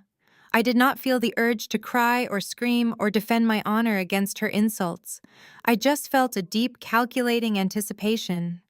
The long game I had been quietly monitoring from the shadows was finally moving into the endgame phase.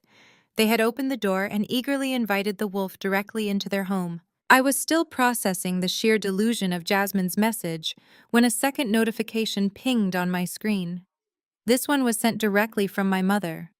Valerie had apparently been copied on the initial email and felt the absolute need to add her own toxic stipulations. She could never let Jasmine fight her own battles or orchestrate her own manipulation. Valerie always had to step in and play the enforcer. I clicked open the message knowing exactly what kind of tone to expect.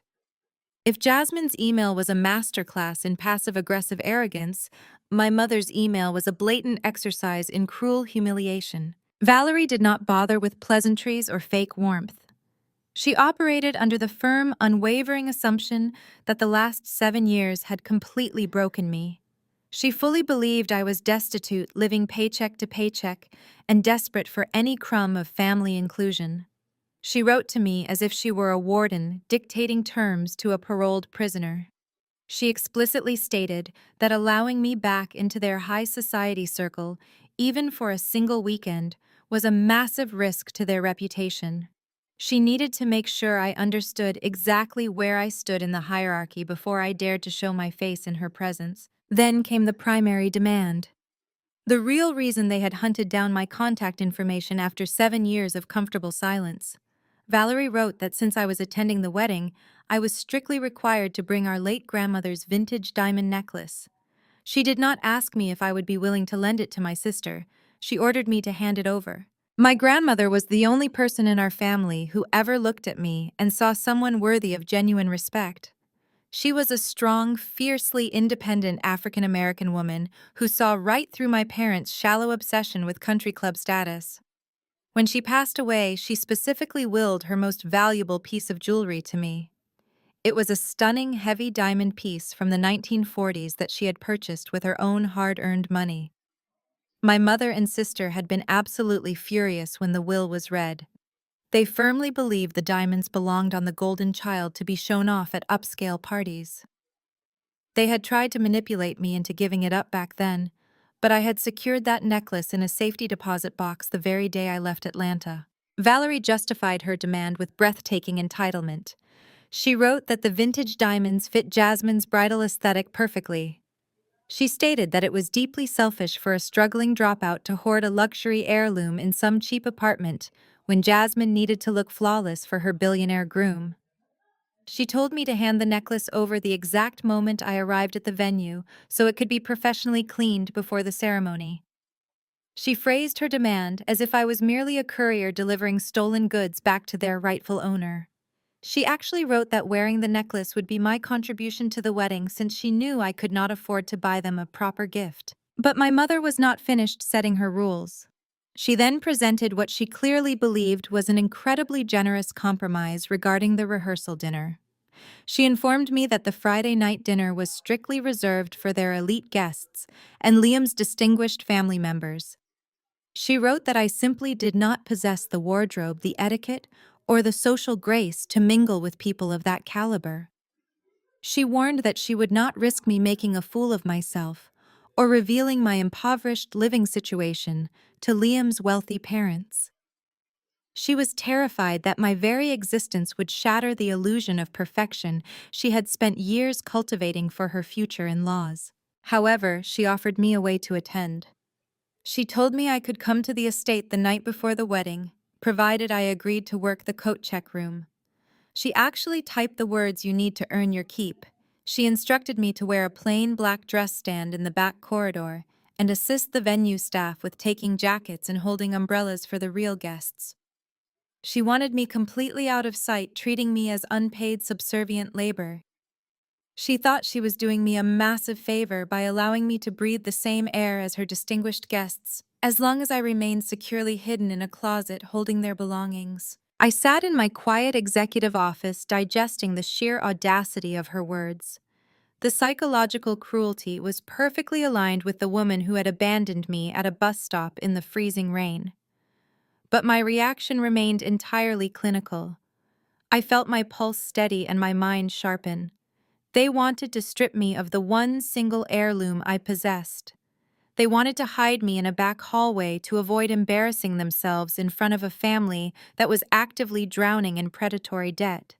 They wanted to force me to hold the coats of the very people whose financial survival depended entirely on my daily mercy. The irony was almost physically heavy in the room. They were demanding I work as an unpaid coat check attendant in a luxury botanical estate that I had purchased with my own capital. They were ordering me to act like a servant in a building where I legally held the deed.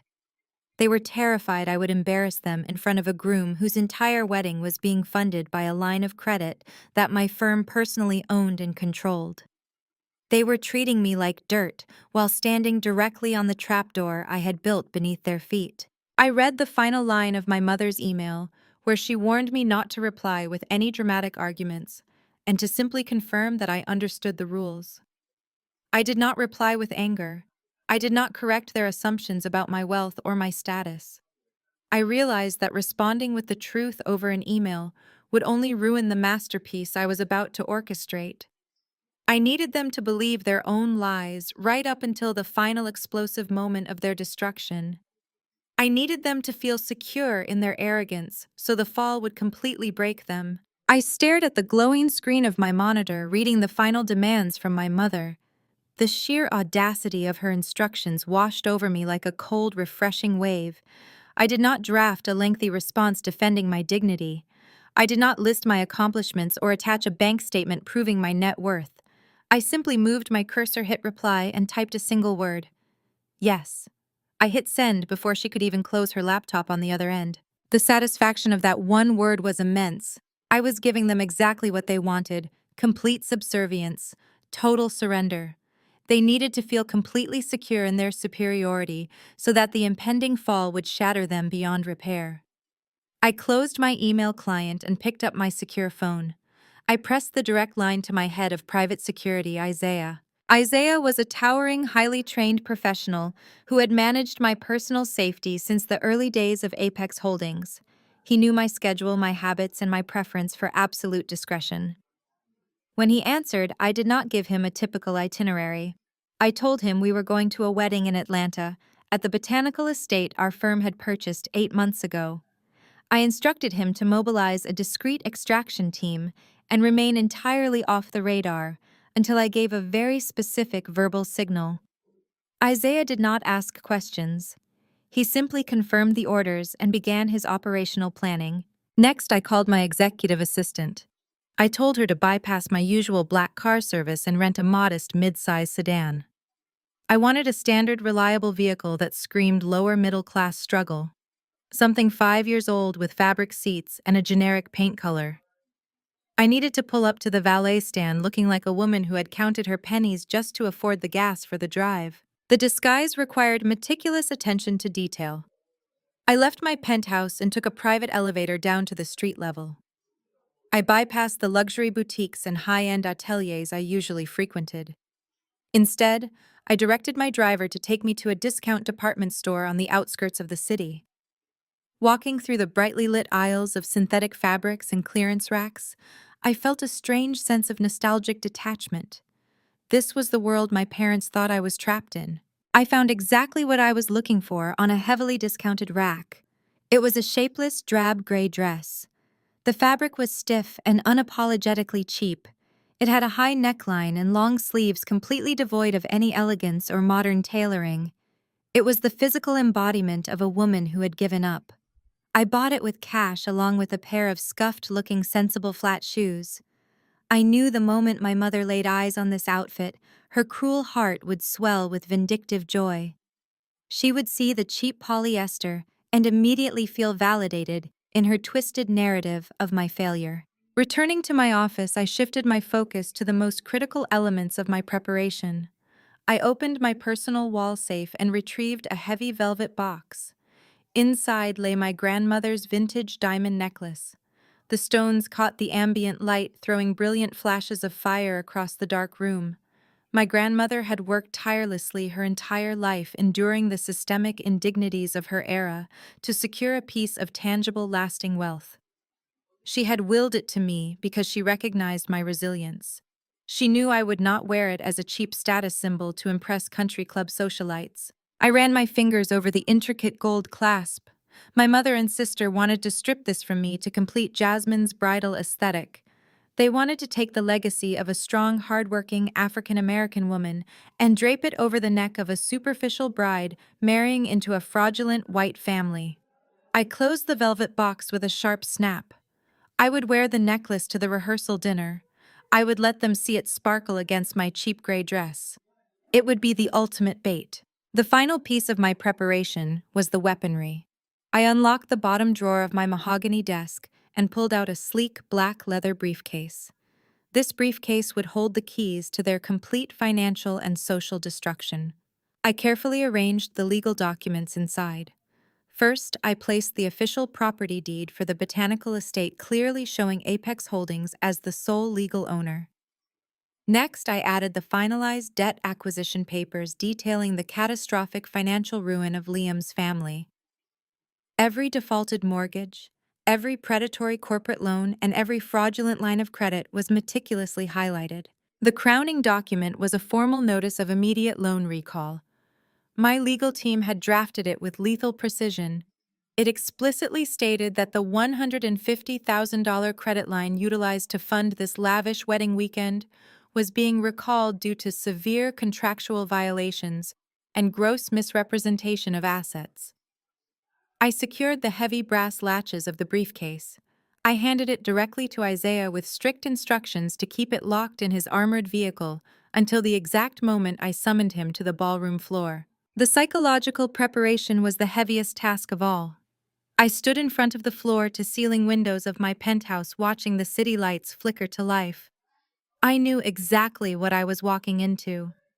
I was about to subject myself to a barrage of microaggressions, outright insults, and deep emotional manipulation. I would have to stand in a back hallway holding the expensive coats of people whose entire existence was funded by my capital. I would have to listen to my father call me a failure and watch my mother look at me with raw, unfiltered disgust. I would have to endure Liam's arrogant boasting and Jasmine's relentless mockery. I closed my eyes and built a mental fortress. I locked away my pride, my ego, and my status as a billionaire chief executive. I needed to be a ghost. I needed to be a mirror, reflecting their own ugliness back at them without absorbing a single drop of their poison. I practiced my submissive posture. I practiced lowering my gaze and keeping my voice soft and hesitant. I would let them push me into the shadows. I would let them laugh and gloat and celebrate their fabricated superiority. I opened my eyes and looked at my reflection in the dark glass. The frightened 23-year-old girl who had cried in the rain was completely gone. The woman staring back at me was an apex predator patiently waiting in the tall grass. The trap was set. The bait was polished. The execution was perfectly choreographed. I turned away from the window and grabbed my cheap gray dress. It was time to go home. The drive took 40 minutes from my downtown penthouse to the sprawling, lush perimeter of the city. I gripped the plastic steering wheel of the rented mid-size sedan, feeling the slight rattle in the engine. The car smelled faintly of artificial pine air freshener and stale coffee. It was the perfect chariot for the pathetic, defeated character I was about to play. I turned onto the private, winding road leading to the botanical estate. Massive, historic oak trees draped in thick Spanish moss formed a natural canopy overhead, shielding the property from the outside world. I approached the towering wrought iron gates, where a security guard in a crisp, dark uniform stepped out of the booth holding an electronic tablet. I rolled down the manual window and gave him my name. He swiped his screen, nodded without a second glance, and pressed a button to open the heavy gates. He had absolutely no idea that his paycheck, his health benefits, and his pension were entirely funded by the signature I scrawled on a corporate payroll authorization form every 2 weeks. I drove up the sweeping circular driveway approaching the Grand Conservatory. The valet stand was already crowded with a chaotic mix of vehicles. Gleaming black luxury sedans, imported sports cars, and vintage convertibles sat in perfect organized rows. I pulled my drab, sputtering rental car right up to the front. The young valet attendant hesitated for a fraction of a second, his eyes scanning my cheap vehicle before politely opening my door. I stepped out onto the cobblestone driveway, and the thick, humid Georgia evening air immediately clung to the stiff polyester of my gray dress. The fabric was unforgiving and aggressively unflattering, designed specifically to make me look like a woman who had completely surrendered to a life of quiet financial desperation. But resting heavily against my collarbone was my grandmother's vintage diamond necklace. The brilliant antique stones caught the ambient light from the carriage lanterns, casting sharp, bright fractures of light across the driveway. It was the only authentic piece of luxury on my body, and it commanded absolute, undeniable attention. I walked up the wide marble steps and pushed through the heavy brass doors of the conservatory. The interior was visually breathtaking. I knew exactly how much it cost to achieve this aesthetic because I had personally approved the massive renovation budget 8 months ago. Apex Holdings had purchased the failing historic property out of foreclosure and injected millions of dollars into its structural and cosmetic restoration.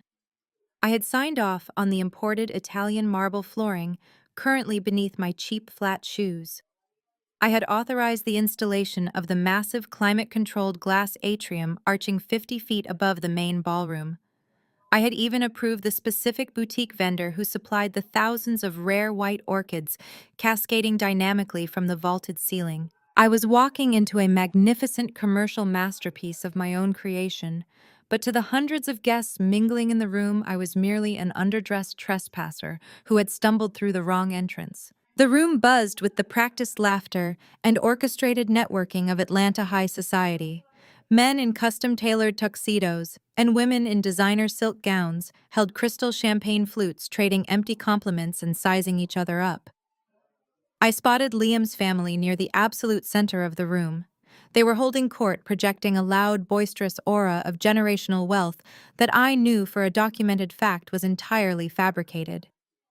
They laughed loudly, sipping top-shelf imported liquor paid for by a fraudulent high-interest credit line that my holding company legally owned. I stood near the entrance, absorbing the incredible dramatic irony of the entire situation.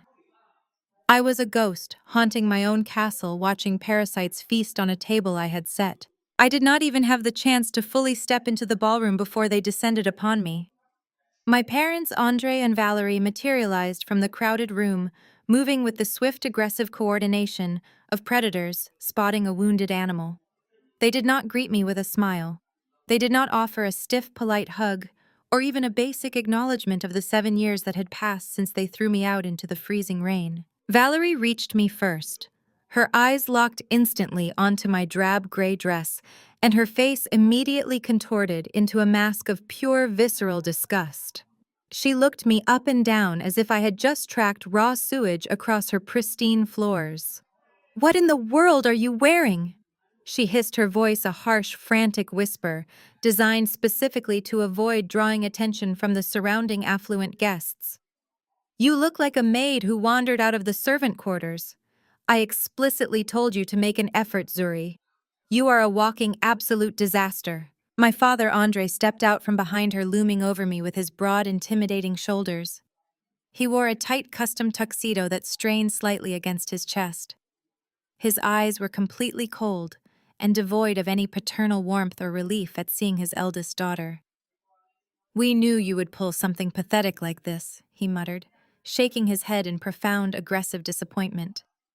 7 years, and you have not changed a single bit. You are still looking for attention by playing the miserable victim. You are an absolute embarrassment to this family and to this event. Before I could offer a single word of defense, Valerie reached out and dug her manicured nails violently into my forearm. Her grip was punishing and entirely controlling, forcing me to move off balance. Andre flanked my other side, using his large body to physically shield me from the view of the main ballroom. They aggressively herded me away from the sparkling chandeliers and the laughing guests, pushing me forcefully toward the heavy wooden doors that led to the service corridors. "Keep your head down," Valerie commanded, dragging me down a narrow, dimly lit hallway that smelled heavily of industrial cleaning supplies and roasted catering meat. They did not stop marching until we reached a small, cramped alcove near the kitchen entrance. It was the coat check room, a windowless, claustrophobic space lined with industrial metal racks and cheap plastic hangers. Valerie released my arm roughly and shoved a heavy roll of numbered plastic claim tickets directly into my chest. "You will stand right here," she ordered, pointing a sharp, trembling finger at the small wooden counter. You will take the coats, you will hang the umbrellas, and you will not utter a single word to anyone unless you are handing them a numbered ticket. Andre leaned in, closing the physical distance between us, until I could smell the expensive scotch on his breath. Let me make this perfectly clear, he said, his voice dropping to a menacing, gravelly tone. Liam's parents are out in that ballroom. They are distinguished, wealthy people who actually know how to build a lasting legacy. You are not to speak to them. You are not to make eye contact with them. You are not to wander into the main hall and ruin your sister's perfect evening by reminding everyone that we have a high school dropout for a daughter. You are here to work and earn your keep. Do you understand me? I looked at the two people who had brought me into this world. Their faces were twisted with a profound, arrogant cruelty that had not softened over the span of 7 years. They were so deeply blinded by their desperate need for social validation that they could not see the devastating reality staring them right in the face. They truly thought they were banishing a complete failure to the shadows. They did not realize they were commanding a billionaire chief executive to work the coat check in a building she held the legal deed to. I kept my posture completely submissive. I allowed my shoulders to slump slightly, and I lowered my gaze, focusing intently on the scuffed toes of my cheap, sensible shoes. I understand, I said, my voice soft and perfectly compliant. I will stay right here out of sight. Valerie let out a sharp, disgusted sigh, adjusting the sparkling straps of her evening gown. Just do your job and stay hidden, she snapped. She turned on her heel, her gown catching the harsh fluorescent light of the service hallway. Andre followed right behind her, casting one last look of sheer, absolute contempt in my direction, before the heavy wooden doors swung shut, leaving me completely alone in the coat room. I stood in the quiet, narrow corridor, holding the roll of red plastic claim tickets. The faint, muffled sound of the string quartet drifted through the thick walls. I reached up and touched the cool, heavy diamonds of my grandmother's necklace, resting securely against my collarbone. A slow, terrifying smile spread across my face. They had played their roles flawlessly. They had delivered every insult and every slight with textbook precision, confirming that they had not changed and did not deserve a single ounce of mercy. They had forcefully pushed me into the dark, completely unaware that I was the one controlling the master breaker switch. I took my place behind the wooden coat check counter, perfectly content to wait in the shadows while the clock ticked down to their absolute public destruction. I stood in the dim corridor for what felt like an eternity, watching the elite guests hand over their silk wraps and cashmere jackets. I took their items with a polite nod, slipping the numbered plastic tags into their manicured hands. I was completely invisible to them. They looked right through me, seeing only the drab gray polyester and my lowered gaze. It was the perfect camouflage. The rehearsal dinner was in full swing. The heavy oak doors separating the coat room from the main conservatory muffled the clinking glasses and the string quartet, but the arrogant, booming laughter of the groom cut through the noise with distinct clarity. Liam pushed through the heavy doors a few minutes later, holding a crystal tumbler of amber liquid. His face was flushed with expensive liquor and unearned confidence. He wore a custom-tailored midnight blue tuxedo that was cut just a fraction too tight, a desperate attempt to project an imposing physical presence. He carried himself with the swagger of a man who believed the entire world existed solely to cater to his whims. He was flanked by 2 groomsmen who looked like exact replicas of his entitled country club persona. He spotted me standing behind the wooden counter and stopped dead in his tracks. A slow, malicious grin spread across his face. He nudged his groomsmen and pointed his glass directly at me.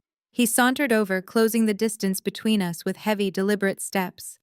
His gaze swept over my plain gray dress and the sensible flat shoes I wore. Well, well, well, he drawled, his voice loud and dripping with patronizing amusement. The prodigal sister finally decides to show her face. Jasmine warned me you were struggling out there in the real world, but looking at you right now, I realized she was actually being generous. This is just profoundly sad, Zuri. I kept my hands folded neatly on the wooden counter and lowered my chin, playing the role of the defeated sibling. I did not offer a single word of defense. My silence only fueled his massive ego. He leaned against the counter, invading my personal space. The smell of high-proof bourbon and expensive generic cologne washed over me. "You should be taking detailed notes tonight," he mocked, gesturing widely toward the conservatory doors. "You are standing in the most exclusive botanical estate in the region. I am dropping $150,000 on this wedding weekend alone. My family demands absolute perfection, and I am more than happy to provide it. This is what it looks like when you marry into true generational wealth. I am giving your sister the kind of life you could not even dream of achieving." He took a long, arrogant sip from his crystal tumbler, ice clinking against the glass. He leaned in closer, lowering his voice to a conspiratorial sneer. "Jasmine finally has a real man with real money to take care of her. She does not have to worry about scraping by or making the kind of pathetic life choices you made. You abandoned your family because you were too weak to meet their standards. Now you are back standing in a hallway holding the coats of people who actually matter. It is a fitting punishment. You are a charity case, Zuri. We are letting you breathe this air out of pure pity." I looked at the floor, absorbing his insults with cold, analytical precision. The sheer breathtaking irony of his entire speech was almost difficult to process. He was boasting about spending $150,000 on a single weekend. I knew exactly where that money came from. I had personally reviewed the financial forensics of his failing family estate. That money was drawn from a fraudulent high-interest credit line secured by a dummy corporation his father had set up 3 months prior. His family was entirely bankrupt. They were actively drowning in a sea of predatory debt, and the holding company that owned every single cent of that debt was Apex Holdings. Liam was standing inside a luxury venue that I legally owned, bragging about spending money that he had effectively stolen from my corporate accounts.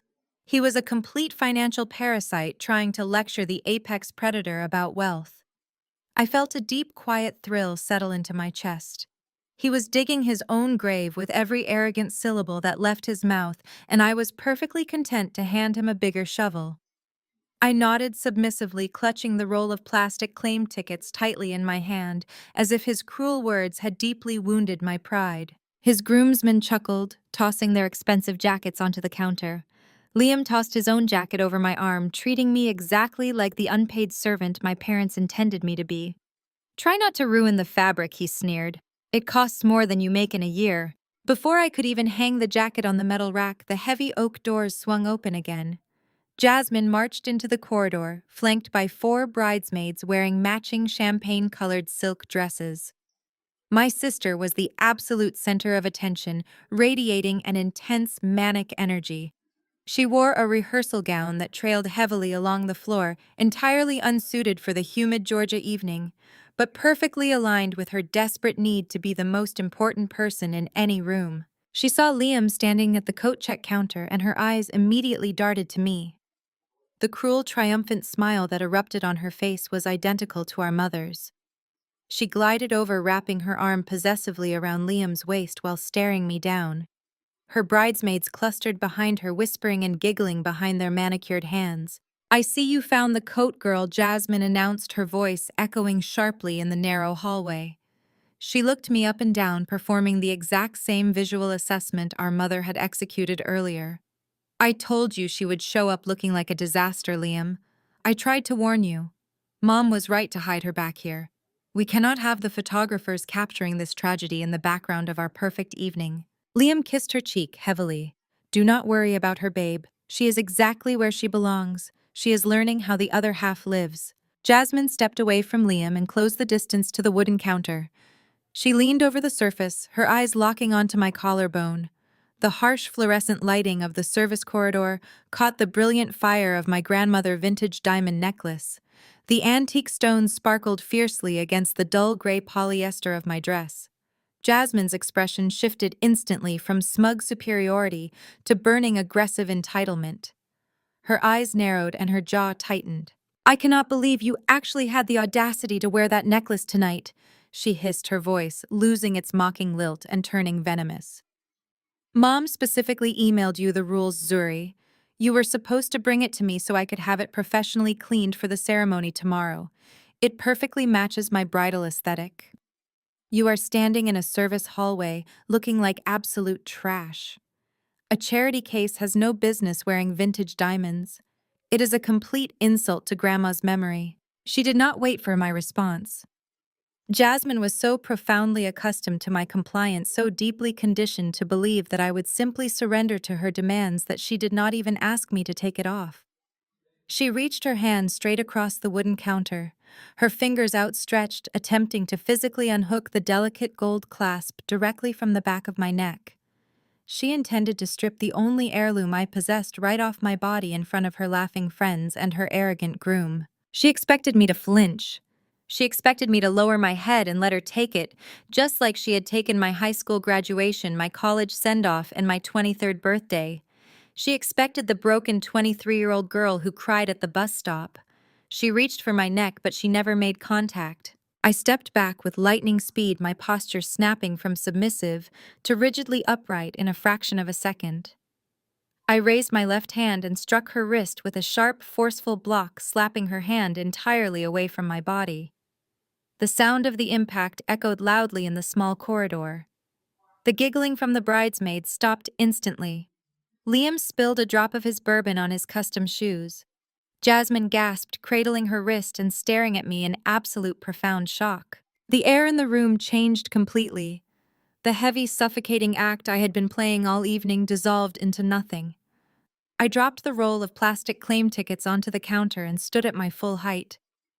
I looked Jasmine dead in the eyes, and all the warmth, all the hesitant compliance I had feigned, was replaced by pure glacial ice.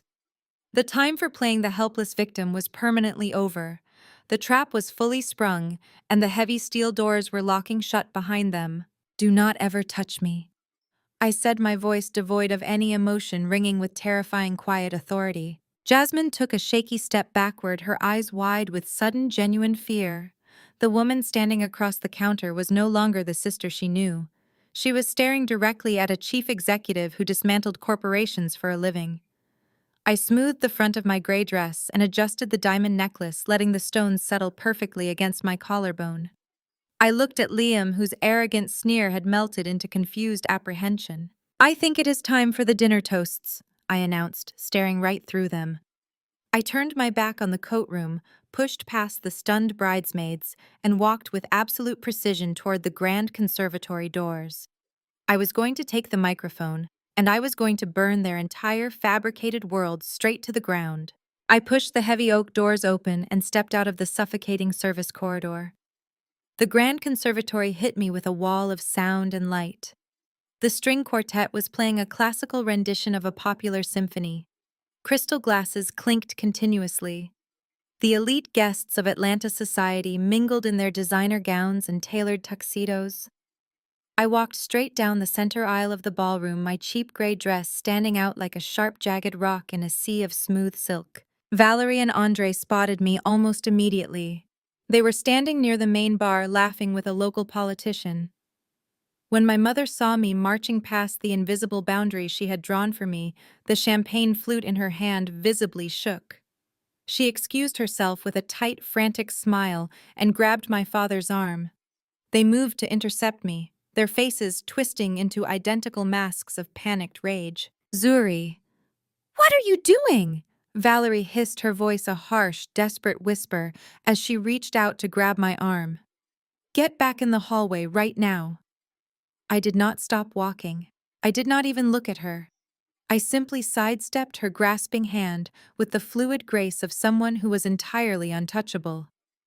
I kept my eyes fixed on the small, elevated stage at the front of the room, where a lone microphone stood waiting for the scheduled dinner toasts. Andre tried to step in front of me, using his broad shoulders to block my path. "You are crossing a very dangerous line," he growled, his tone dropping to a threatening, gravelly pitch. "If you take one more step and embarrass us in front of these people, you will regret it for the rest of your pathetic life." I looked up at my father, meeting his furious gaze with absolute freezing calm. "You do not have the power to make me regret anything anymore," I said. My voice was quiet, but it carried a lethal edge that made him physically recoil. I stepped around him and climbed the two small wooden steps onto the stage. I reached out and grasped the cool metal stem of the microphone. I tapped the top of it twice.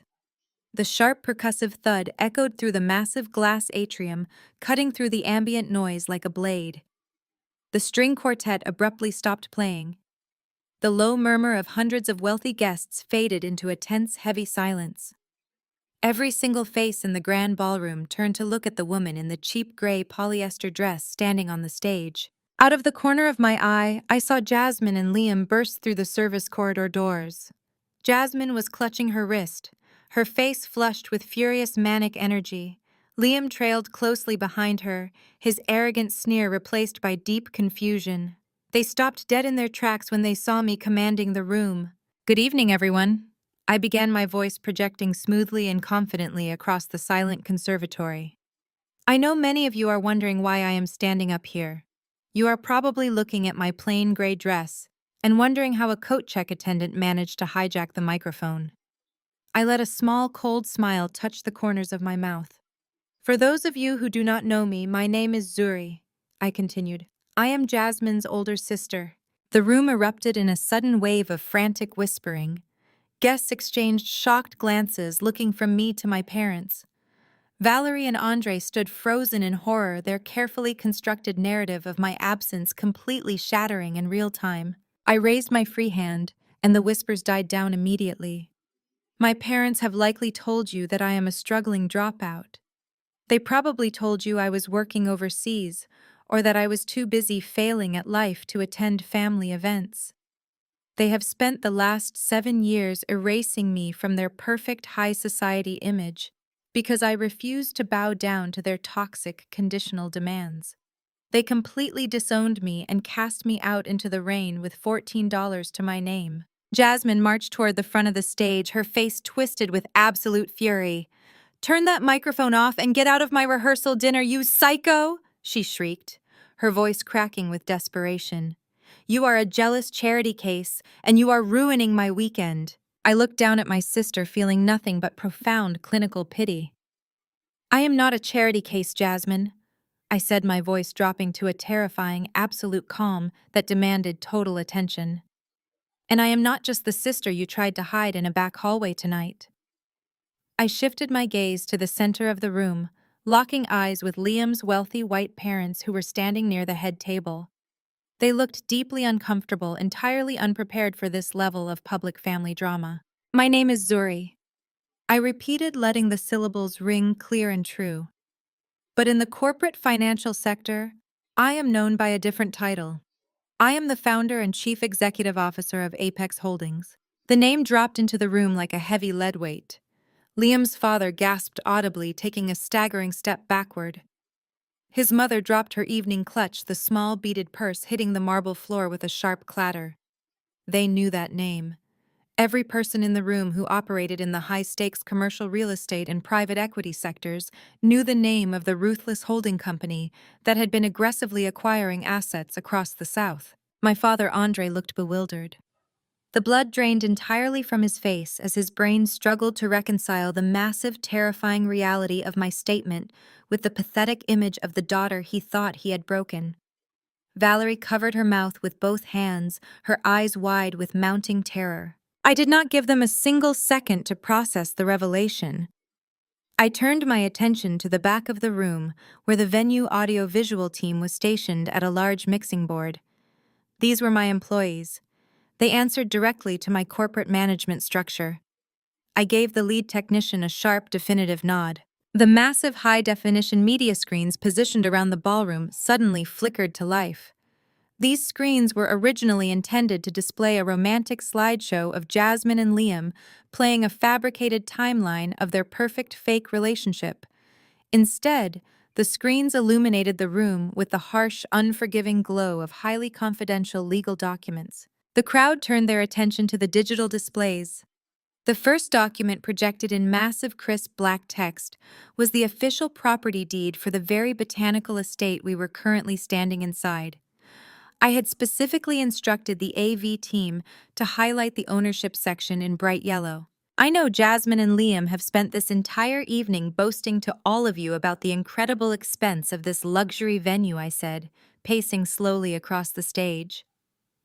Liam specifically told me earlier tonight that he was dropping $150,000 to secure the perfect aesthetic for this wedding.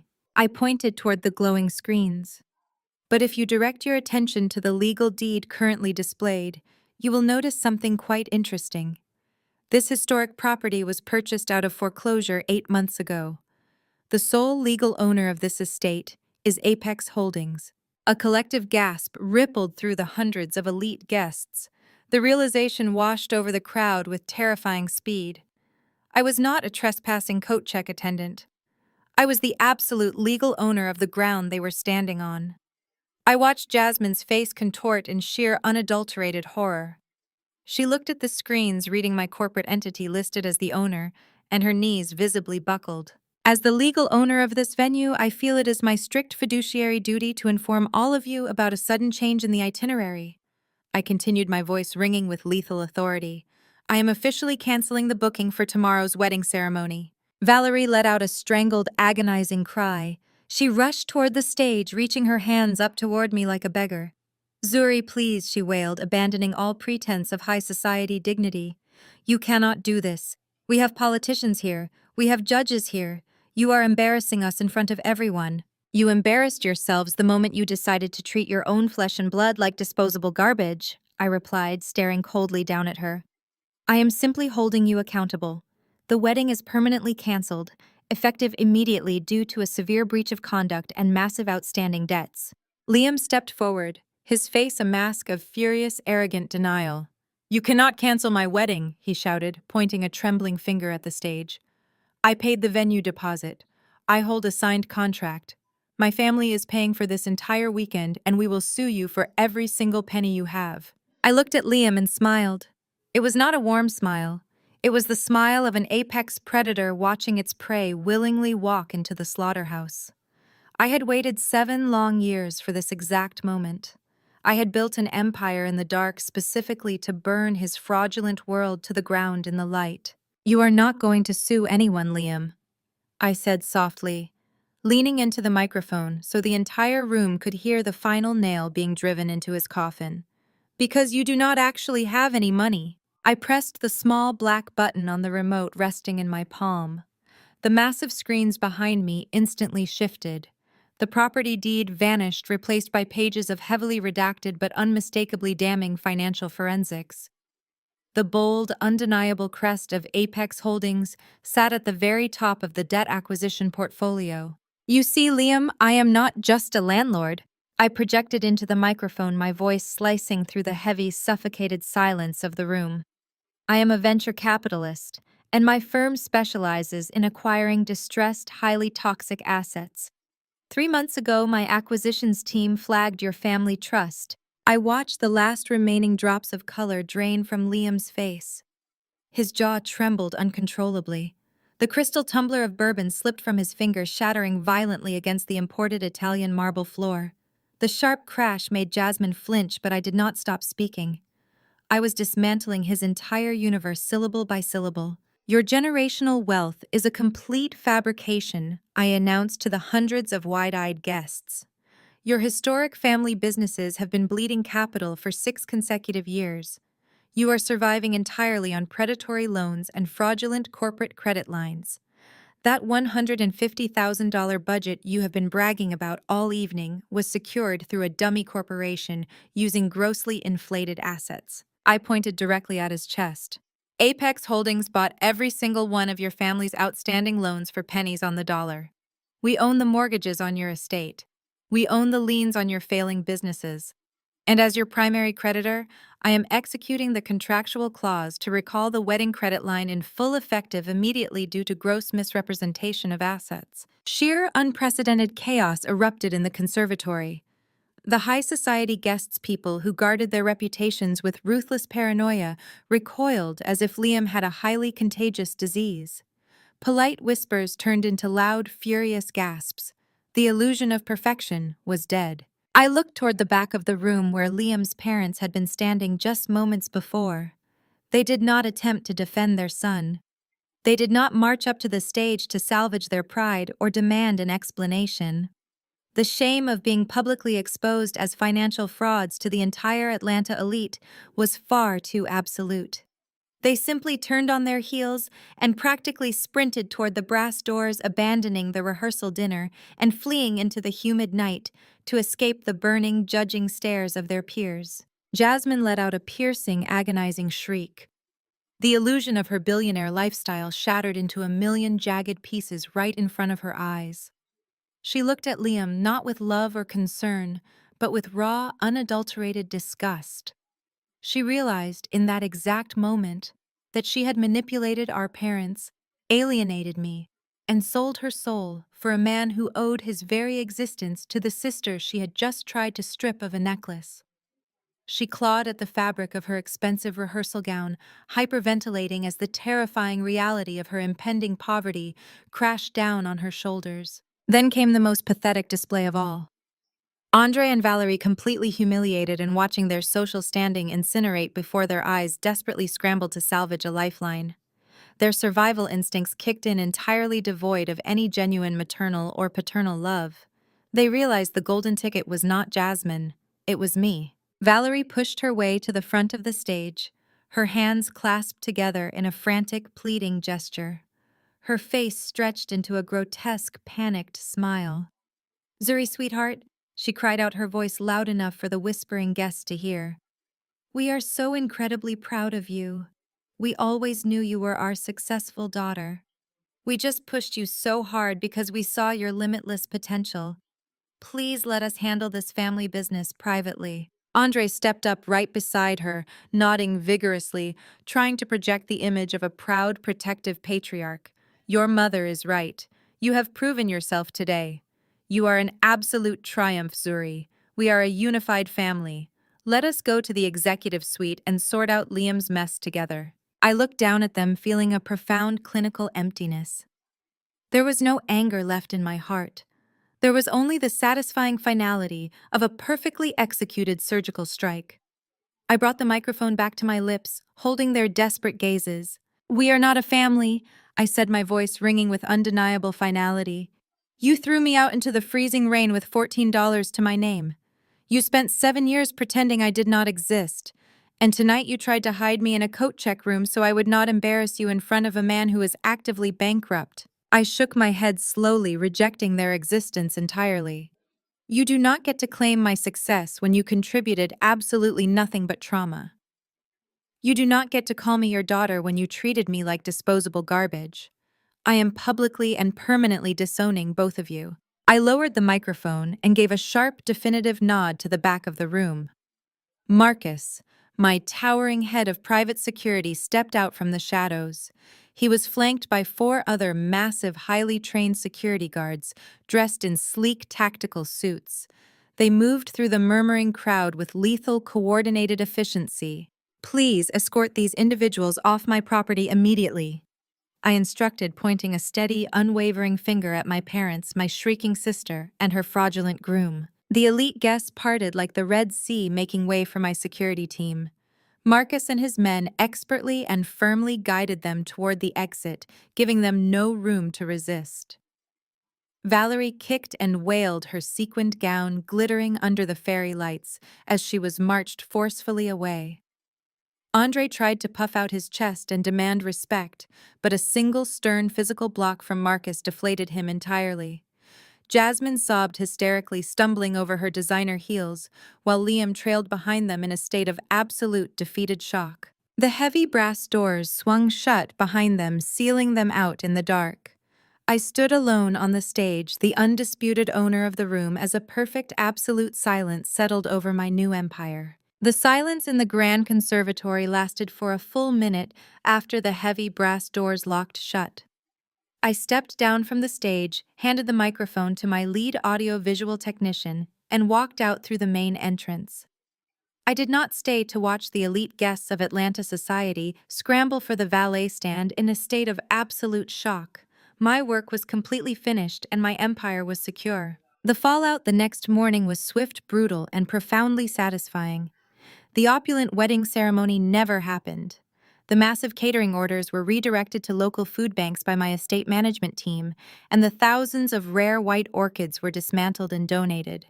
Jasmine and Liam's relationship imploded with the terrifying speed and violence of a collapsing star.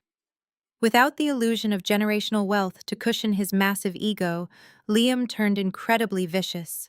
He blamed my parents for the public humiliation and severed all ties with Jasmine before the weekend was even over. Apex Holdings officially foreclosed on his family estate 30 days later. We aggressively liquidated their failing commercial assets, auctioned off their leased luxury vehicles, and stripped them of their remaining unearned dignity. Liam was forced to move into a cramped rental property on the outskirts of the city, entirely dependent on a basic entry-level salary to survive. Jasmine, realizing she had alienated her only successful sibling for a man who was mathematically destitute, suffered a total psychological collapse. She had no billionaire groom, no high society status, and no golden child pedestal left to stand upon. When she tried to run back to Andre and Valerie for emotional support, they completely turned on her.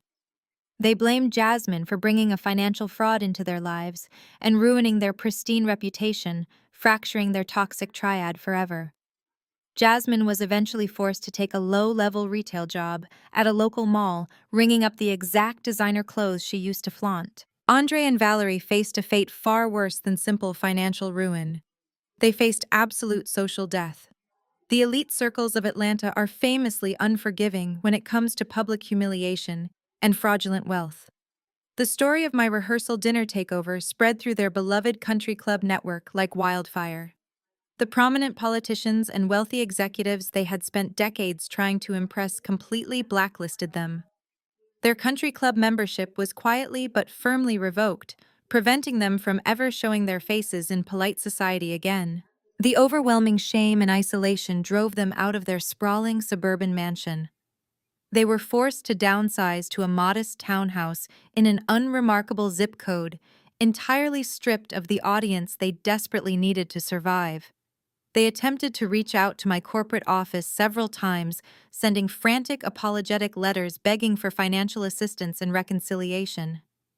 My legal team responded with ironclad cease and desist orders, threatening immediate harassment charges if they ever tried to contact me again. The silence that followed was absolute and permanent.